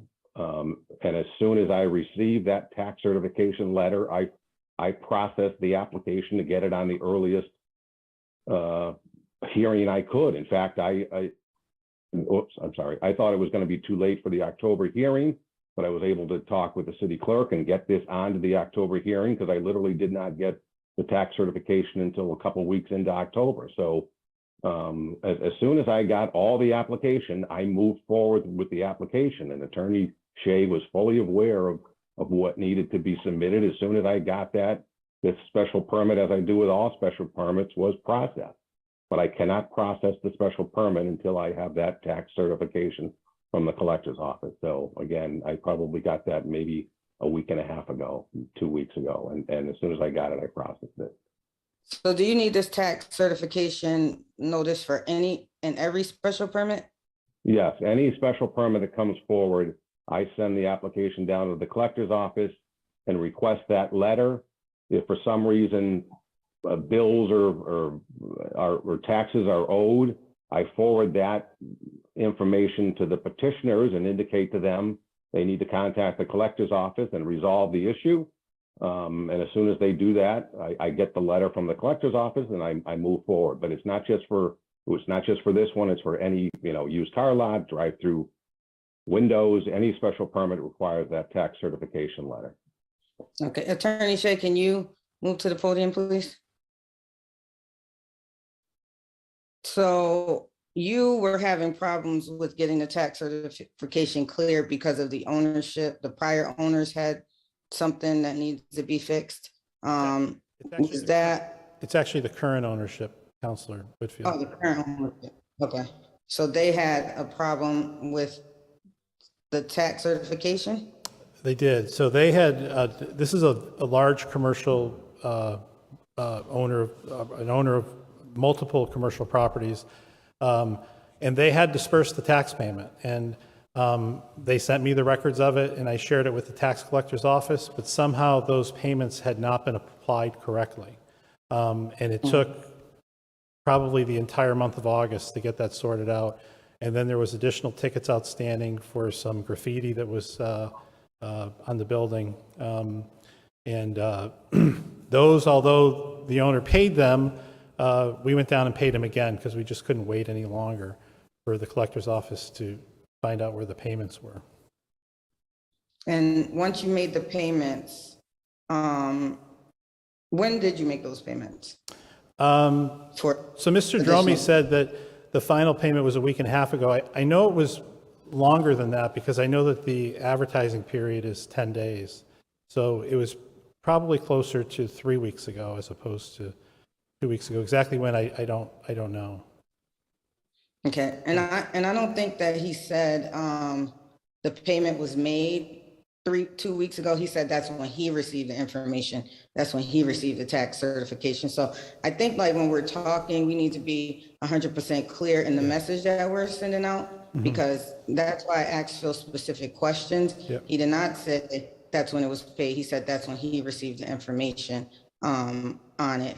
And so I don't think that fully the delay is happening because the administration is not doing what they're supposed to do. We all have jobs to do, and we can't bend the rules for different applicants, although it could be happening in the city of Springfield. You know, I'm not saying that it don't, but that's not how it should work. And so I don't want to blame the planning department for things that are out of his control. I don't want to blame Phil for things that are out of his control, like DPW just sending you guys the information on the traffic study is not Phil Dromey's fault or his department's fault. Chris Signoli should have been asked to be here. You guys could have requested that he be here since he is the one who sent the information that you needed the traffic study, or you could have made city councilors aware. So we could have asked that Chris Signoli be at this meeting so we can understand why he waited so late to get you the information on a traffic study. And so because this is a public hearing and we are doing our data gathering, I think that we should be 100% fair and 100% clear when we're making, when we're getting the information and when we're also, thinking about the information. So I just wanted to be clear on how that process works. Again, I support this applicant 100%, but we still got to make sure things are done decently and in order, no matter who the applicant is. And so I just wanted to make sure that I was clear on what happened in planning and what happened in DPW. Thank you. Thank you, Councilor Whitfield. Is there any further discussion, questions from the council while the public hearing remains open? I'm going to go to Councilor Allen, followed by Councilor Hurst. Prior to doing that, I'm just going to make councilors aware that Mr. Mitchum's hand is up. Mr. Mitchum, I cannot recognize you unless you are recognized or comment is sought from you at this point by a member of the council. Councilor Allen. Thanks, Mr. President. First off, I would like to Councilor Allen, I am sorry. Councilor Perez was recognized following Councilor Whitfield, and so we're going to go to Councilor Perez. Councilor Perez, my apologies. I probably feel I need to address this question to Phil. Phil, my question is, when a transfers occur, the party did the right thing, notifying the council, the South End Council, and the Civic Association. And I saw those letters today while I was doing my research. Once they acquired that information of approval by the councils, does it go to any particular department, and how does the process start from there in terms of the whole process itself? Phil? With regards to the neighborhood council's approval? Is Yes. that what you're, I don't believe the neighborhood councils, I don't always get the letters from the neighborhood council either. I think a lot of times the letters from the neighborhood councils are sent directly to the city council. There's many times where I don't get copies of those, so I don't believe they go to all the departments. I think they are specifically sent to the city council for the special permit hearing. So, and I asked the question because in doing my research, I was informed that some of the letters were hand delivered. So I just want to see, for part of the process as an education, at one given point early in time, it was notified by the parties the intention of doing this transfer to the community. So I just want to understand how the process worked, because if the councils approve it, the party took the respect to go to the council and inform where does those letters then gets handled, who gets those letters to notify the department that they have that intention. And I think what I'm looking is, to the purpose of understanding the process, there's already an approval of this development within the councils itself, and then it's notified to the city, correct? And the city has that information. And I have been informed that the councilors had hand delivered at one point those letters. So I just wanted to understand the process when people go through the right passage of knowing that they have to approach the councils to inform them about the transfer, and I think probably they did because they didn't want to be held up when the council finds that they were going to be transferred without informing the proper council. So I just want to understand the picture of the information when it comes to the process. Thank you. Yeah, well, I always notify when applicants come in for any special permit. One of the first things I tell them to do is to notify the neighborhood councils to discuss their plans. So, thank you. Thank you, Councilor Perez, and thank you, Phil. Again, I apologize for that oversight. Councilor Allen, followed by Councilor Hurst. Thanks, Mr. President. First, I have a question for Phil. Phil, do you have a recommendation on this? We know we have the traffic study issue and a host community agreement issue, but do you have a recommendation? yeah, I mean, I don't object to the use. I believe that as far as the land use goes, the site is appropriate. I was simply relaying information I received from the DPW that they would like to be able to review the traffic study before the special permit was approved. But, you know, as far as the zoning goes, it meets the underlying zoning.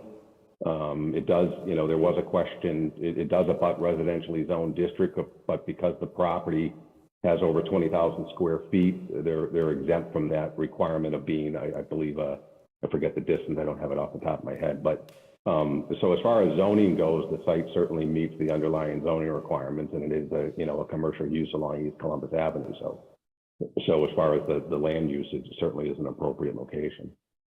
Okay. Thank you for that. I know there's a couple other people in the queue behind me, but I want to make a motion to continue this. Second. Councilor Allen has made a motion to continue this item with the hearing open. The motion has been seconded by Councilor Hurst. Is there any discussion on the motion to continue? Councilor Davila on the motion. Thank you, Mr. President. Just a quick question, just for fairness. If the motion does go through, I do believe you have mentioned Mr. Mitchell had his hand up. If that were to happen, can we recognize him after, or if the motion to continue is successful, then the hearing at this time will conclude. The hearing will remain open and would be continued to our next hearings meeting. Through the chair, I wonder if it's appropriate if Councilor Allen has no objection here from Mr. Mitchell, or it's entirely up to you, it's up to the body, I guess. Councilor Davila, if you care to ask a question to Mr. Mitchum as a part of informing your vote on the motion, that is your right. No, I just wanted to know exactly, because you had mentioned that he was up for a while. So yes. Keeping in the theme with fairness, I wanted to, because it seems to me that we're living here with more questions than answers today. And so, but that was just stating my question. Thank you, Mr. President. Councilor Davila, I just want to make sure I am clear that you do not wish to recognize Mr. Mitchum at this time. I have no specific questions to him. Thank you, Councilor Davila. On the motion, is there any further discussion? Councilor Curran. Just if Councilor Allen could elucidate on the motion, your reasoning is what?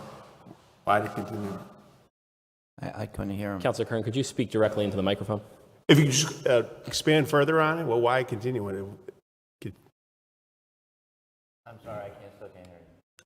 Councilor Curran's question. Are you looking to move this to a committee, or are you looking for move it to a Well, it's a hearing night, so it's not committee. It's the standard on a hearing night is to continue it rather than to put it in committee. So it would just get picked up again at our next hearings meeting, and there would be time in the meantime to deal with the traffic questions and the host community agreement.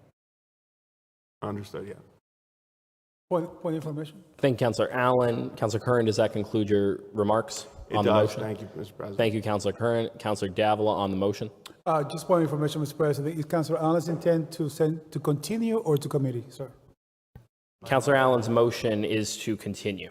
Until the next hearing date? To the next hearings meeting. Okay, thank you, Mr. President. Thank you, Councilor Allen. Councilor Hurst. Is it till the next hearings or till the next regular? And if it's until the next hearings, is it possible to, just considering, considering the fact that it costs, might it make sense to do it at our next regular meeting? I don't know if that's an option for you, Mr. President, or if it's based off of the motion, or what we've done previously. I know we've heard him at a regular meeting It is before. based off of the motion. I would say in this instance, my decision would be that it's based off of the motion. Okay.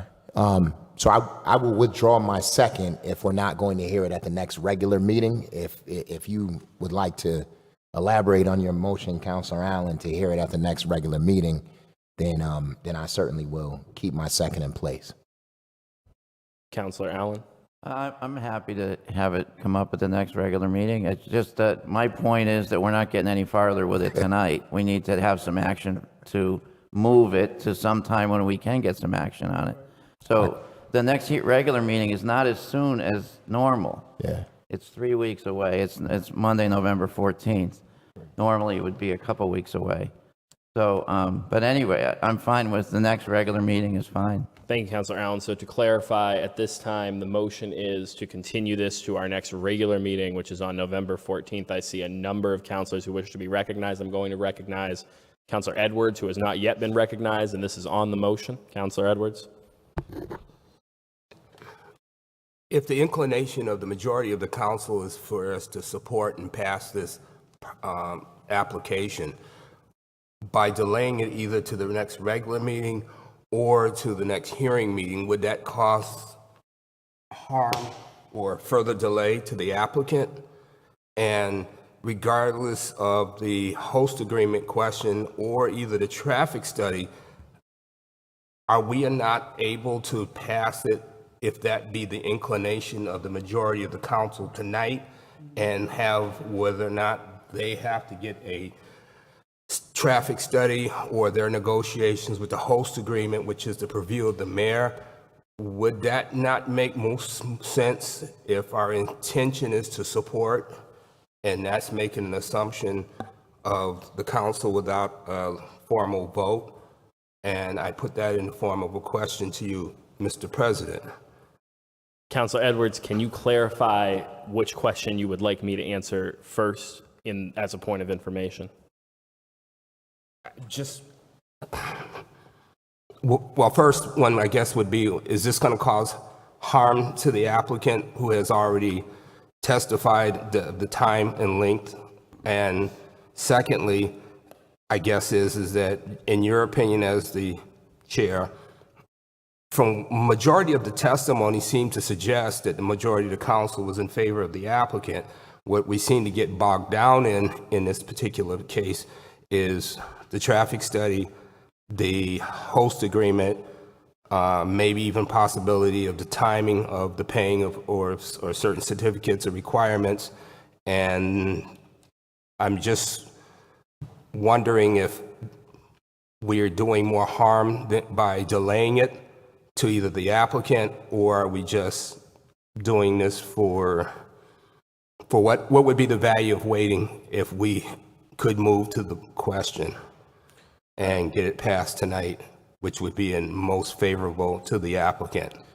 Mr. Vice President, to answer your question in the most appropriate way that I can tell you in the body that our options this evening are to either pass this permit, vote this permit down, in which case it would not be eligible to be brought back before us for 2 years, or to continue this item with the hearing still open. Those are the three options that exist for this body tonight in this setting. Relative to the impact of a continuance on the petitioner, I would defer to the petitioner if you so wish. If it's appropriate, I'd like to hear from the petitioner just on this simple question: would a delay cost you or do you harm, and your feelings on the appropriateness of doing that? I mean, obviously, Attorney Shea. Oh, thank you. Obviously, Attorney Shea, can I take this one, please? Oh, sure, please. Who's that? Please state your name and address for the record. Oh. This is Chris Mitchum, CEO of DM Cannabis. And thank you for the floor, Councilor. Thank you, Mr. President. This is incredibly harmful to continue. This project will fall through if it's continued tonight. Just to give everyone a little bit of background information, we contracted this building in May of 2022, and we've been working on getting our HCA switched since May. So this has been a 6-month process for us. the bank won't allow us to continue stringing this out, nor will the investor that is supporting it. So far, we've put down $100,000 in non-refundable deposits on this building to extend it, because a building seller wants to sell their building as fast as possible. So in order for me to keep it under contract, I have to keep giving this guy money. That contract is up the first week of November. We're going to lose this building. We're going to lose this project. So everything is on the line tonight. I have to be able to show that the city is approving this transfer in order to get the financing. Thank you, Mr. President. Thank you, Mr. Mitchum. Councilor Edwards, does that conclude your remarks on the motion? Is it appropriate for me to make a motion for us to move to question or to close the hearing so that we may vote for it or against? A motion to close the hearing at this time would not be in order. A motion to move the question is always in order. Point information for me? The chair recognizes Councilor Davila for a point of information, and then we will return the floor to Councilor Edwards. Councilor Davila. Thank you. First I have to say that I think there's some wisdom into what Councilor Edwards is saying, but for my own purposes, if this was going to be voted on today, Mr. President, for successful passage, would that be majority or nine votes? 9 votes are needed for passage of a special permit. Thank you. Thank you. So the floor is currently under the control of Councilor Edwards. Councilor Edwards, do you wish to be further heard? No, thank you. Okay. At this time, the motion is to continue this item to our November 14th meeting. Is there any further discussion on the motion? If I could, Councilor Curran, followed by Councilor Whitfield. I was just making a point. I thought Councilor Hurst withdrew his second. Councilor Hurst, does your second stand? In light of the recent testimony, I'll withdraw my second, considering that this continuance is going to cause undue hardship on the applicant. I also yes, so I'll withdraw my second. The motion is no longer properly seconded. At this time, the public hearing remains open, and we are on questions for the petitioner from the council. Are there any further questions for the petitioner from the council while the hearing remains open? Councilor Govan. Move the question. My hand's been up. Oh, sorry. And I've been paid even before Councilor Whitfield. Councilor Whitfield. Councilor Whitfield, I intend to recognize you. Okay. Councilor Govan, your motion to move the question is not in order. At this time, the hearing remains open. You could make a motion to close the hearing, but a motion to move the question is not in order. Okay, okay. Can I make a motion to close the hearing? A motion has been made to close the hearing. Is there a second to the motion to close the hearing? Second. The motion has been made and seconded. Discussion on the motion to close the hearing. Councilor Whitfield. I don't have a discussion to close the hearing. I'm fine with it. But I do want to say that you recognized me, Mr. President, after Councilor Edwards, and then you moved to Councilor Govan. So I think this was an issue with Councilor Fenton a couple of meetings ago, because I did have some things that I wanted to say prior to closing the hearing, but I'm fine with closing the hearing as to not belabor this meeting. Thank you, Councilor Whitfield. Certainly not intentional. And at this time, if you do wish to be further heard, the floor does remain yours. I'm all set. Thank you, Councilor Whitfield.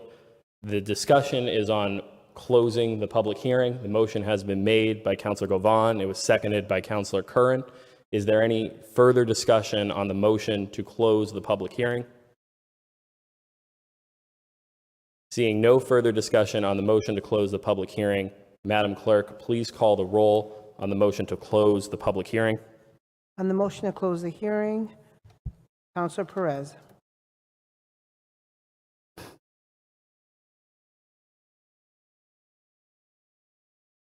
I don't know the process, but we still have. Councilor Perez, I think I can answer your question. A yes vote will end the portion of the hearing during which we are collecting testimony, and we will proceed then to debate on the special permit, possibly followed by a vote on the special permit, depending on if any motions are made. And that was the clarification that I needed. Thank you. Okay, thank you. Yes. Yes, Counselor Click Bruce. Yes. Yes, Counselor Kern. Yes. Yes, Counselor Walsh, absent. Counselor Brown. Abstain. Abstain, Counselor Davila. Yes. Yes, Counselor Hurst. Yes. Yes, Counselor Edwards. Yes. Yes, Counselor Allen. Yes. Yes, Counselor Govan. Yes. Yes, Counselor Fenton. Abstain. Abstain, Counselor Whitfield. Yes. Yes, Counselor Letterman. Yes, the votes are sufficient. The public hearing is now closed. We'll now enter debate by the City Council relative to approval of the special permit. Is there any debate amongst the council? Councilor Davila? Thank you, Mr. President. First, I appreciate the lively debate with my colleagues and exchange of ideas. I would like to say what I say at the beginning, Mr. President, and that is that this particular project, it's on my district. It is my understanding that we're looking at $3 million investment. It is my understanding that it's going to be roughly about 20 jobs, a tax base to the city. 1/3 of that money, Mr. President, will go, as you are aware, into the neighborhood, as you in the past have successfully negotiated with the administration. By no means, I do believe that, just to be clear, that Phil Dromey or his office has hold this up. I thought it was clear before, but just in case anybody has any doubts. But I am concerned with this traffic study business at the last minute. They have the application in for at least 3 months. They should have known beforehand, for sure, they needed this traffic study, because they said they may need a traffic study, which suggests that they may not need a traffic study. I am concerned moving forward in the future that we need to be clear as to what the expectation is, because I am sure that there's going to be other cases in which people do get a permit from this wise body that they change location. And the pattern appears to be that if you are a minority woman in the city, once you get a permit, they're going to try to squeeze you out for more money.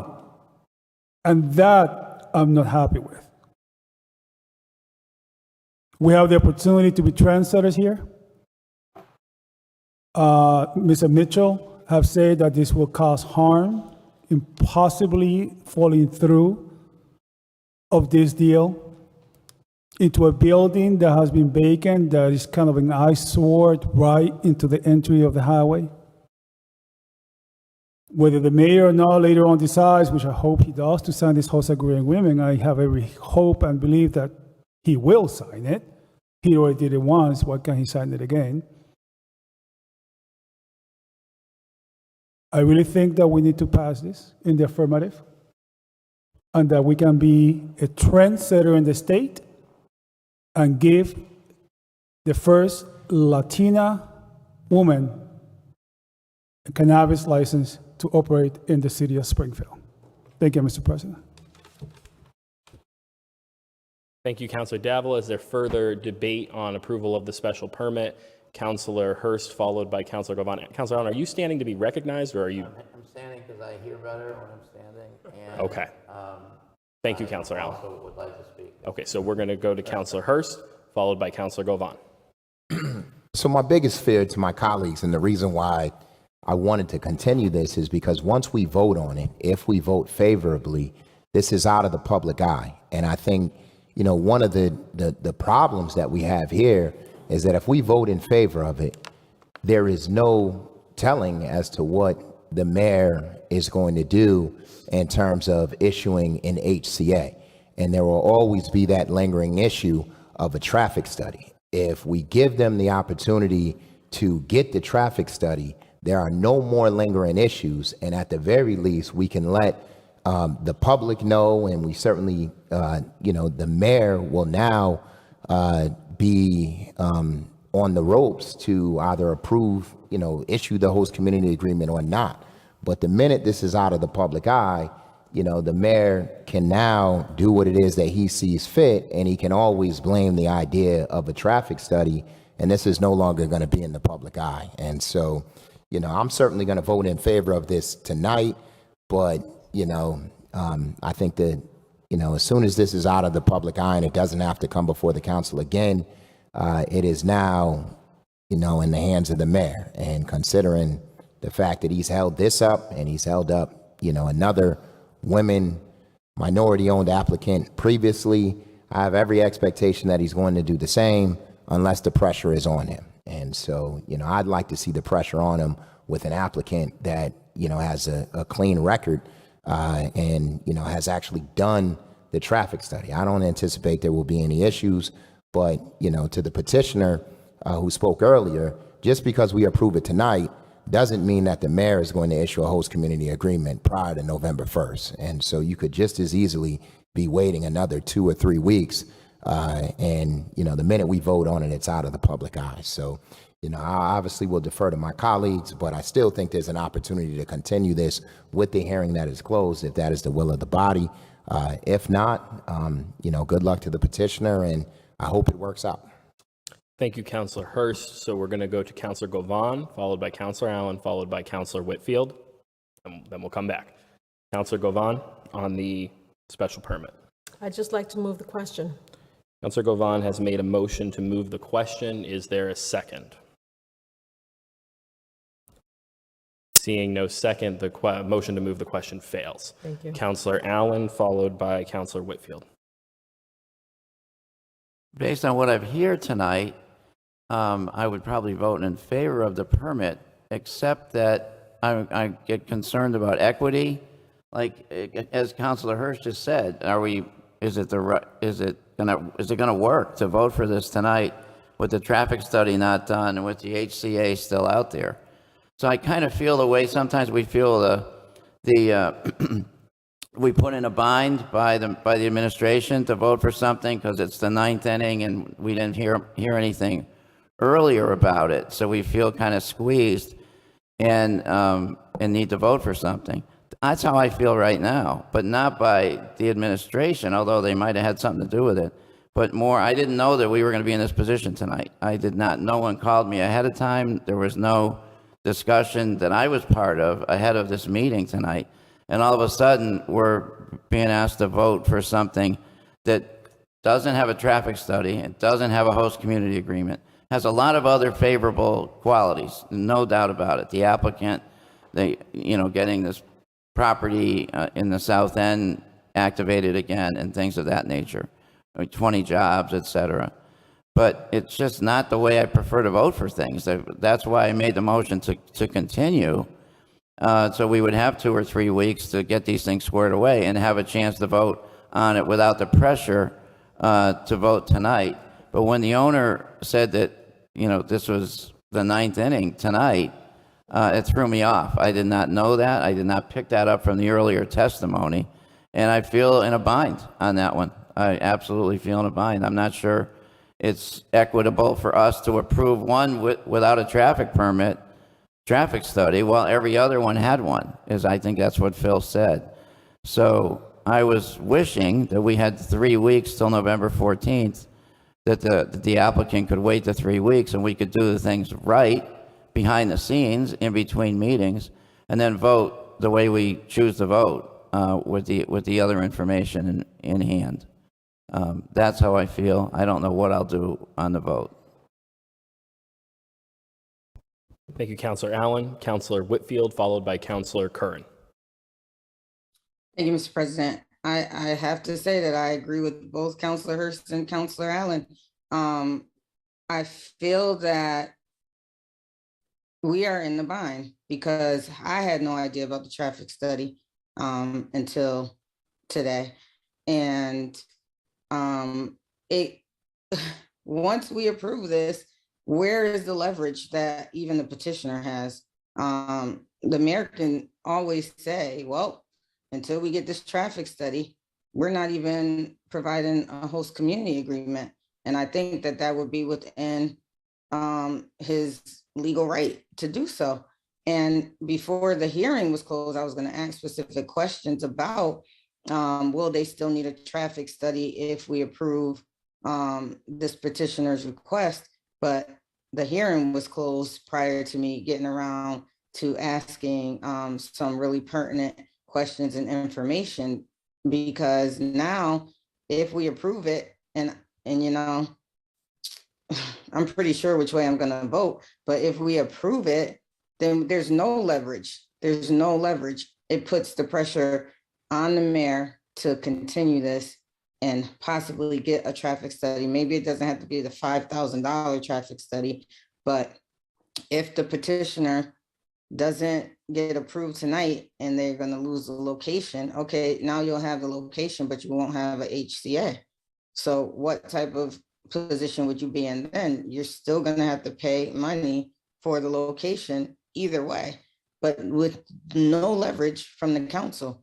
So, I mean, I think that that's something that you guys would have to deal with on the back end. But because I can't ask any more questions, because that part of the hearing is closed, I'm just going to vote the way that I'm going to vote, but I think that it would do justice for the petitioner to continue the item for 3 weeks. And, you know, but I will go with the will of the council. Thank you, Mr. President. Thank you, Councilor Whitfield. Councilor Curran, followed by Councilor Davila on the special permit. Thank you, Mr. President. And this is just a question to you, Mr. President, just a point of clarification. We're voting on the permit before the council. The traffic study is another issue that we've brought up here regarding the permit. My question to you, Mr. President, is the traffic study can be brought to the mayor afterwards, or Chris Signoli, the DPW director. That is, I'm correct on that? Is that? Councilor Kern, I can't speak to that process. I could answer a parliamentary question about our proceedings at this time, but relative to aspects of when the traffic study would be brought forward or not be brought forward, that would be a more appropriate question for the planning department. Yeah, I mean, just then if I could just make a comment to my fellow councilors. I mean, the traffic study it's a legitimate issue. It's Columbus Avenue, so I do think a traffic study should be done. But that can be done. The petitioner can do a traffic study. The petitioner is inclined to do a traffic study. And based on that traffic study, the DPW director is going to make his recommendation to the mayor, and the mayor can make his decision. I don't see the traffic study as a major hurdle for the question before the council. The question before the council isn't the traffic study, it's the permit. And as we heard from the petitioner, that time is of the essence in regards to the permit. I think it's important, among other things, that we send a message, loud and clear across Western Massachusetts that the city of Springfield is a place to do business and that we are open for business. And we have a petitioner here from Seattle, Oregon, and willing to invest in the city of Springfield. And I think we should at least send that message to other businesses looking to invest here in the city of Springfield. So the traffic study, in my opinion, is a legitimate question. And I think the DPW director was right to request a traffic study. And there's nothing that we do tonight, if approving this permit, will preclude that traffic study. I think my own opinion is, let's stick to what's before us and on our plate. Let's vote on this permit, and then the petitioner can bring a traffic study or refuse to do a traffic study. And after DPW Director Signoli reviews that and the mayor reviews that, they can make their decision. But I don't think the traffic study should hinder our vote tonight, because by doing that, as we heard from the petitioner, it's going to delay his going forward with this project and cost him significantly. So that would be my opinion, is just to vote on this matter. And I do understand my colleagues' concerns that we didn't hear about the traffic study, but it doesn't preclude the petitioners from bringing the traffic study to the mayor and Mr. Signoli's attention. That would be it. Thank you, Councilor Curran. Councilor Davila, followed by Councilor Whitfield. Thank you, Mr. President. I will be brief with my comments, Mr. President. I do have to say, sir, that I do agree with what Councilor Curran is saying, that the question in front of us is the permit. I have brought up the lateness of the notification for the traffic study, and it appears to me that as of yet, we don't know exactly what the process is. What I'm going to say next, I have to say that does pain me profoundly, but let's be realistic. let us not be naive here. Whether or not even if we pass this today, I am concerned that the mayor is going to drag his feet on this, based upon the experience that we had on the first case with the first minority Afro-American female that successfully finally opened her business. Still took a couple of weeks after we passed this. So from that perspective, it seems to me that we just should pass this now because time is of the essence. I'm also tired of being put in this position where we are like basically a couple of guns into our heads. Because the way I'm looking at this is let's put the ball on the mayor's court. Instead of us having to explain, well, then let them explain why it took them so long to notify about the traffic study. Let them explain why the holdup is. No matter what we do, we're on the bind today. And I will finish this, and I kind of a quote that I read that somehow I feel compelled to say. Bad leaders are not bad leaders because they make bad decisions. Bad leaders are bad leaders because they make no decisions. So, with that being said, we're in a bind no matter what we do. Let us put our foot down. Let us pass this. Let us make history in the state of Massachusetts. Thank you, Mr. President. Thank you, Councilor Davila. Councilor Whitfield on the permit. So I'm going to agree with Councilor Davila and Councilor Curran as well. The traffic study can be given to the administration after we approve the special permit. But now we don't have anything to say, okay, they've submitted the traffic study. What's the holdup now, Mr. Mayor, with the HCA? We won't have that once we approve this tonight because we approved it and now it's out of our hands. So the issue wasn't that the traffic study can be submitted after we approve the special permit.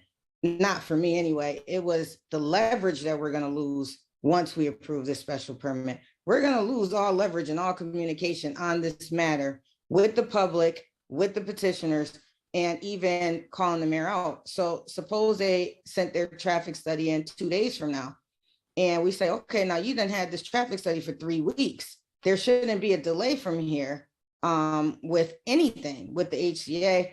All that information we're not going to be privy to from this point on. So when they submit the traffic study and once it gets on DPW's desk, they have full reign to take as much time as they want at that point.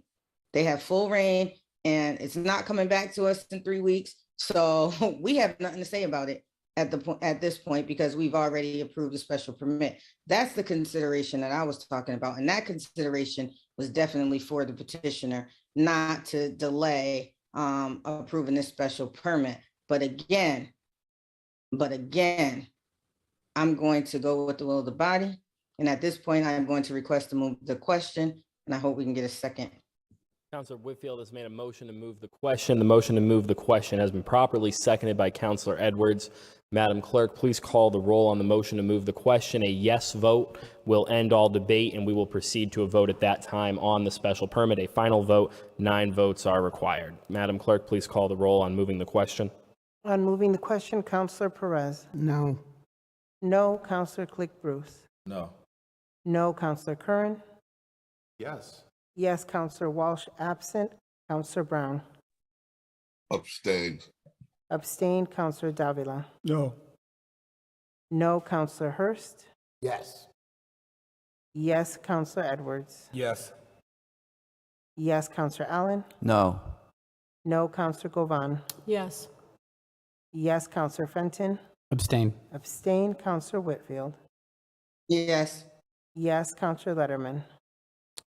No, the votes are insufficient to move the question, and debate on the special permit remains open. Is there any further debate on the special permit? Councilor Perez, followed by Councilor Allen. Councilor Perez. Just for the point of education, if we vote in support of the permit and the traffic study does not pass, it could happen. What happens? Councilor Perez, there would be no effect on the special permit for the purpose of our proceedings this evening. The petitioner would remain in possession of a special permit if it was granted by this body. Does that conclude your remarks, Councilor Perez? Yeah, at this point, yes.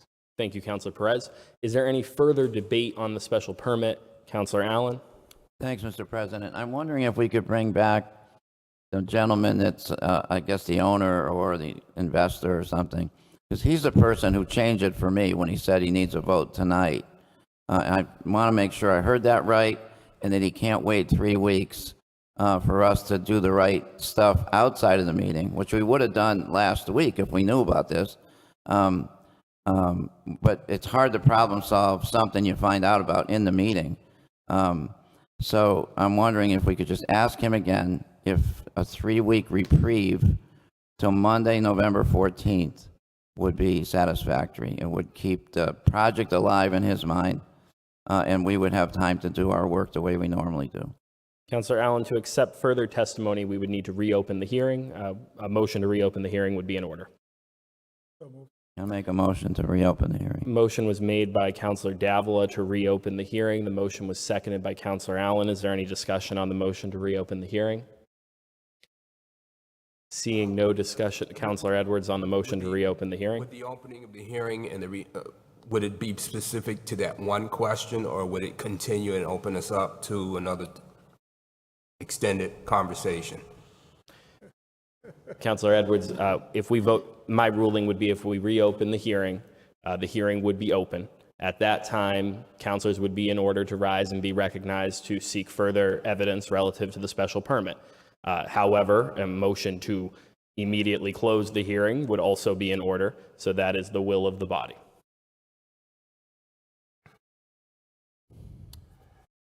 The motion, does that conclude your remarks, Councilor Edwards? Yes. Thank you, Councilor Edwards. The motion on the floor is to reopen the public hearing. On the motion, Councilor Curran. Just on the motion, I mean, we did hear the gentleman. He said, we don't vote on it tonight, it kills the project. I mean, I'm not sure what else do you need. What else are you looking for on that? He says it kills the project if we don't take the vote. It's my understanding. Just trying a second time. There's 3 people not voting tonight. Catery's not here, Mike and Malo have not been voting. So there's 10 votes, potential 10. 1 or 2 vote, 1 vote one no vote will still, if there's, the others are yes. But if 2 no votes, kills it. And so it's simple math. Somebody's not going to vote for it, or 2 people aren't going to vote for it. Pushing it to this finish line tonight isn't going to get anybody anywhere. But your question isn't on the vote. Your question is it going to kill the project? And he said, yes, it will kill the project. And I'm just trying to say, could we ask that question again, knowing what he's heard in this conversation? Is he willing to put, is his answer the same? I think it will be. That would be my, but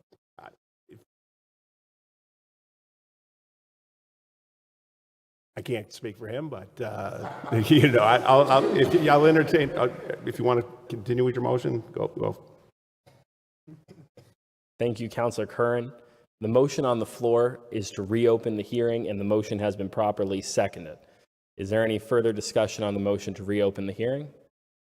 Seeing no further discussion on the motion to reopen the hearing, Madam Clerk, without objection, please call the roll on the motion to reopen the public hearing. I'm reopening the public hearing. Councilor Perez. Yes. Yes. Councilor Click Bruce. Yes. Yes. Councilor Curran.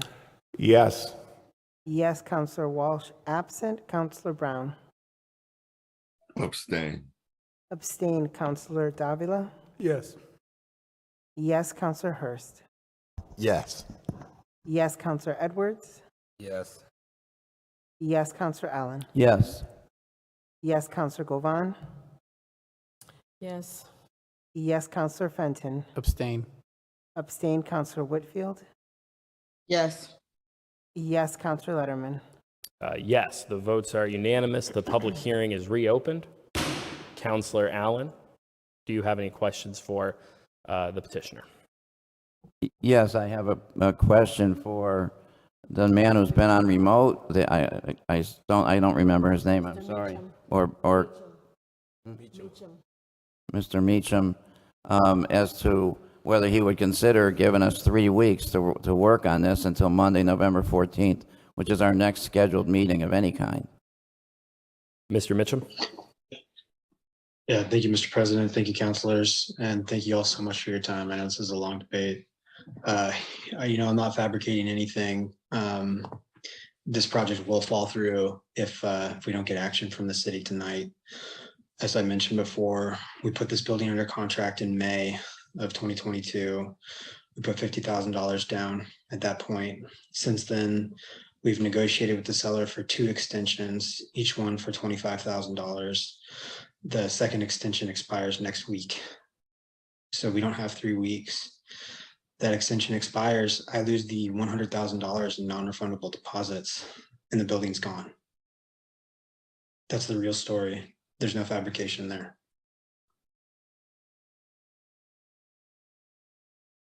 Thank you, Mr. Mitchum. Counselor Allen, does that conclude your questioning? Yes, that concludes my question. Counselor Hurst. Just quickly, does it expire if you don't get a host community agreement as well?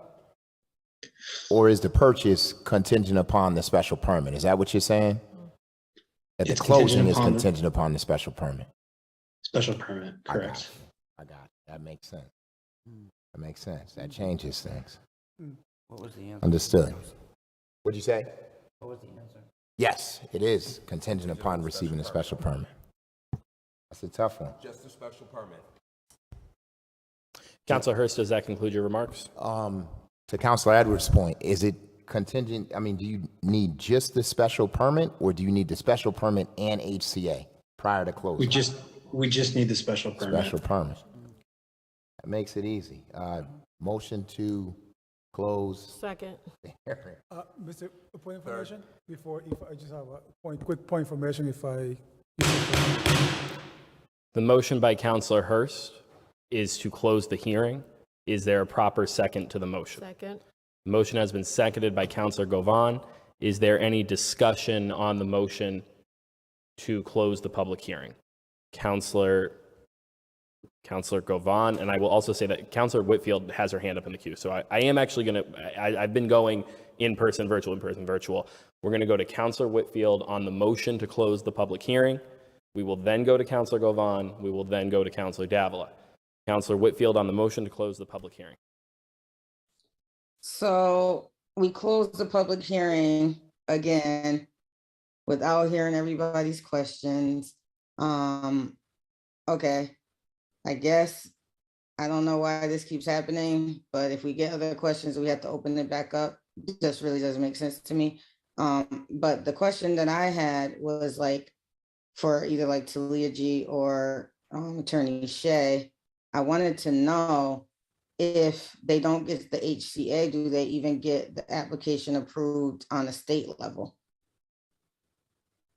Like, is that application contingent on the HCA? Thank you, Counselor Whitfield. Counselor. Attorney G. I'm sorry. Attorney G. So, Counselor Whitfield, my intention was to recognize you following Counselor Hurst's remarks and his questions with the public hearing open.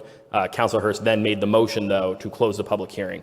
So our debate. I withdraw my motion. Motion has been withdrawn by Counselor Hurst. Counselor Whitfield, you are recognized and the public hearing remains open. Thank you. Attorney G, can you answer that? Yes, I can, Counselor Whitfield.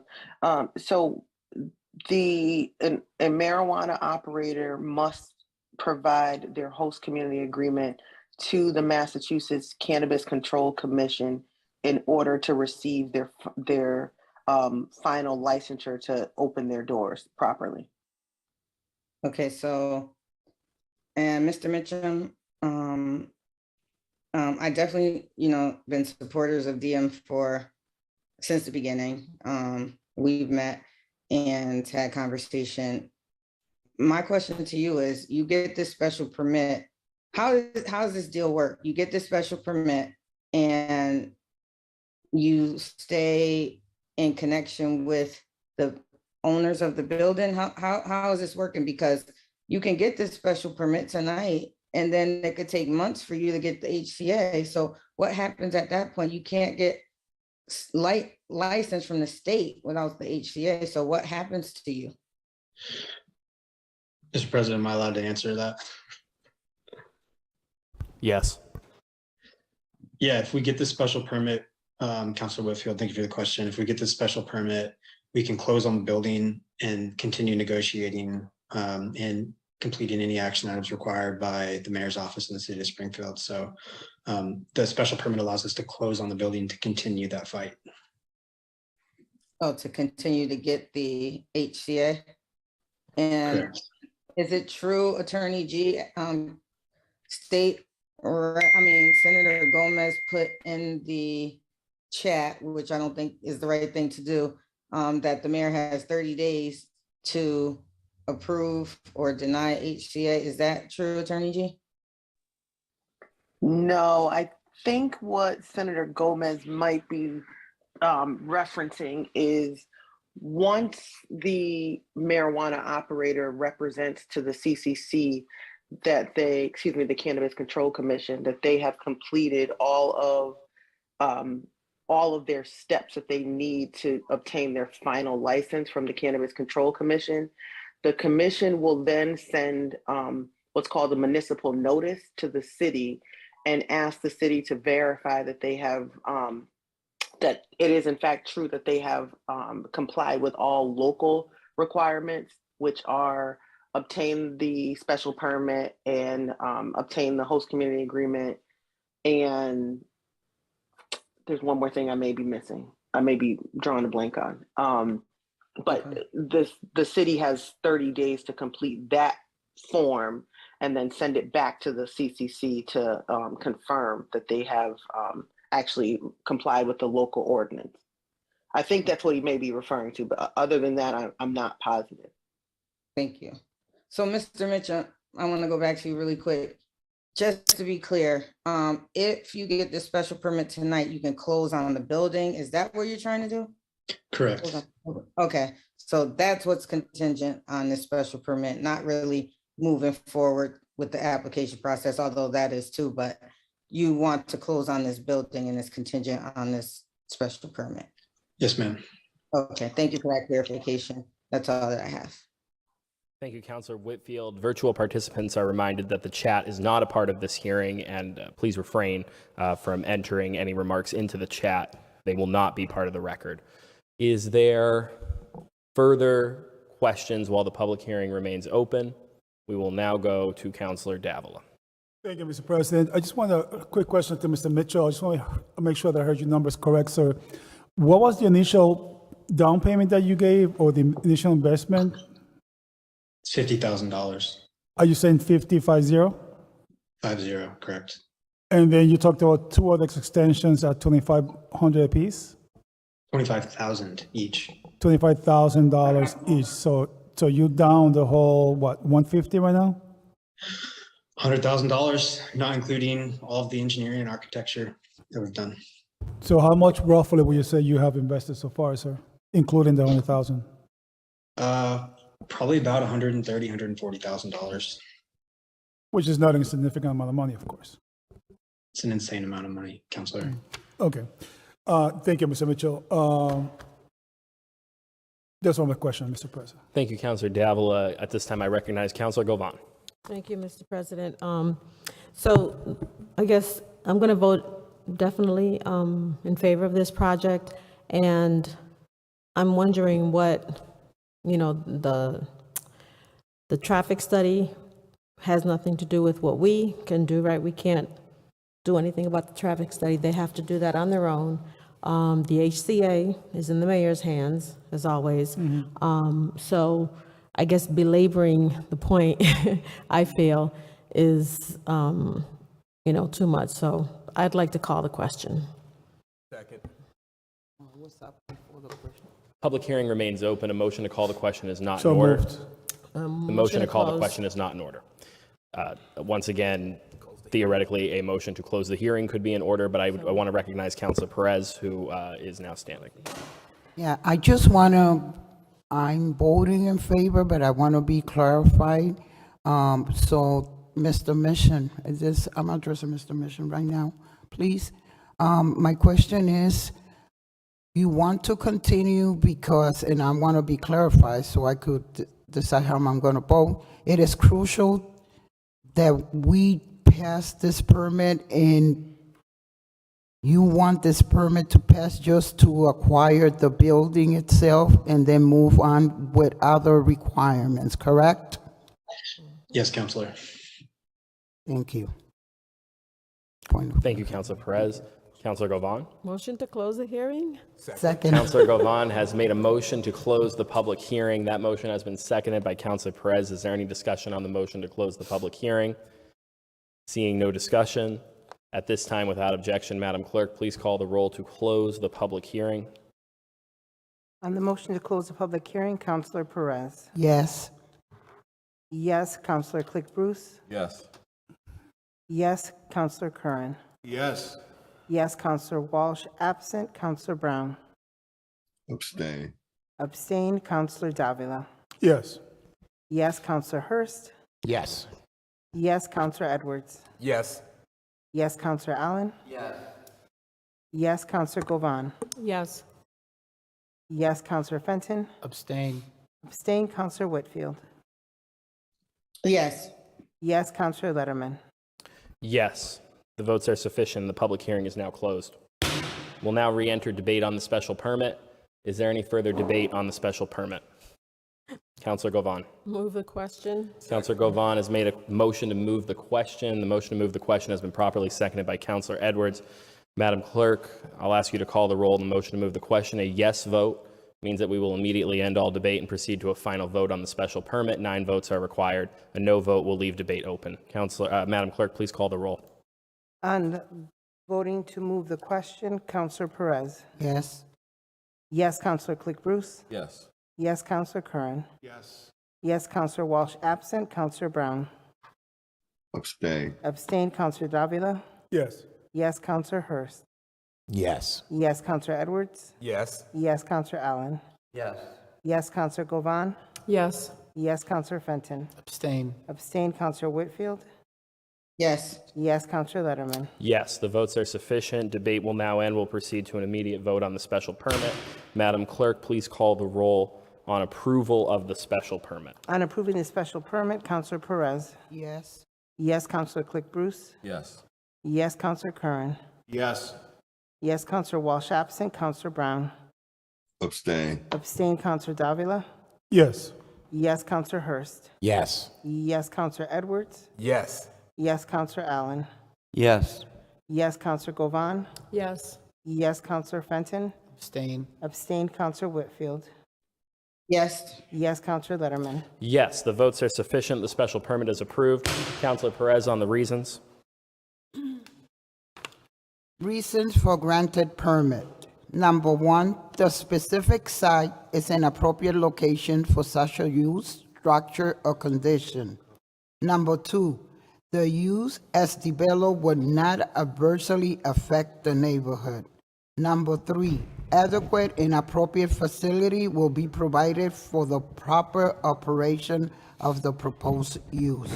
Number 4, to incorporate the planning staff analysis into the decision at the basis of the findings. Thank you, Councilor Perez. Is there any discussion on the reasons? Seeing no discussion, Madam Clerk, without objection, please call the roll to approve the reasons. On approving the reasons, Councilor Perez. Yes. Yes, Councilor Click Bruce. Yes. Yes, Councilor Curran. Yes. Yes, Councilor Walsh. Absent, Councilor Brown. Abstain. Abstain, Councilor Davila. Yes. Yes, Councilor Hurst. Yes. Yes, Councilor Edwards. Yes. Yes, Councilor Allen. Yes. Yes, Councilor Govan. Yes. Yes, Councilor Fenton. Abstain. Abstain, Councilor Whitfield. Yes. Yes, Councilor Letterman. Yes, the votes are sufficient. The reasons are approved. Special permit is approved.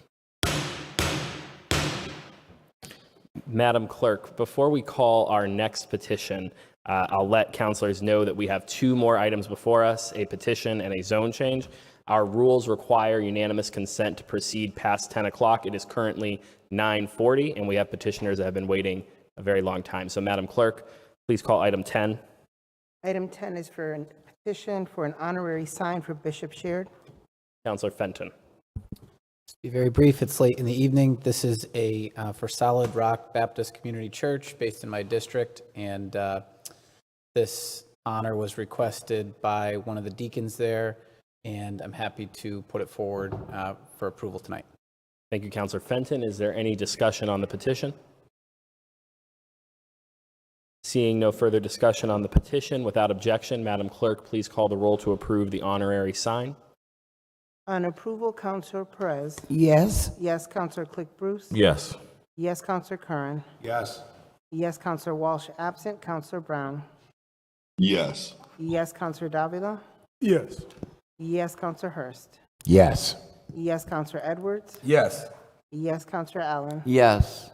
Yes, Councilor Govan. Yes. Yes, Councilor Fenton. Yes. Yes, Councilor Whitfield. Yes. Yes, Councilor Letterman.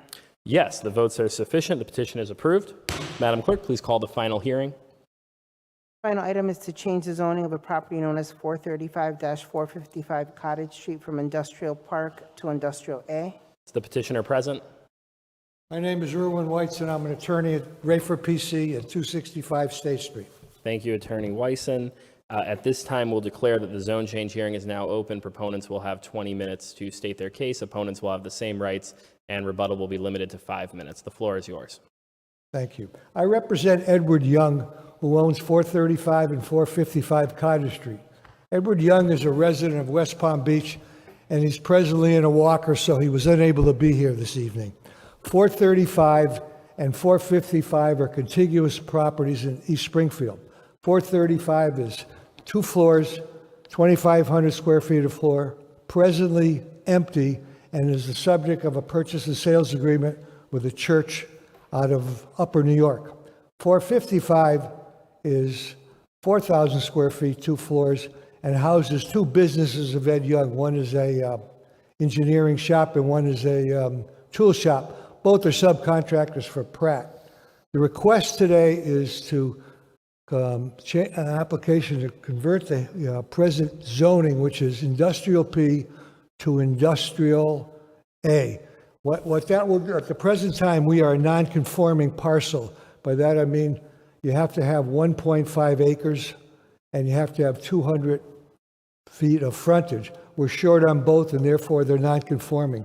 By allowing to go to Industrial P, we are no longer non-conforming. That label is gone. It's that simple. We have got approval from the planning board, and we've gotten approval from East Springfield Citizens Council, Kathy Brown, who's here this evening. Thank you, sir. Does that conclude your remarks on the petition? Pardon? Does that conclude your remarks, Attorney? Yes, thanks. Thank you very much. Is there anybody else present to speak in favor of the special permit, or the zone change? My apologies. Mrs. Brown? Good evening again, Kathy Brown from the East Springfield Neighborhood Council, 136 Edendale Street. The Neighborhood Council has carefully looked at this proposal. We think it's appropriate for the Industrial P to go to Industrial A. Thank you very much.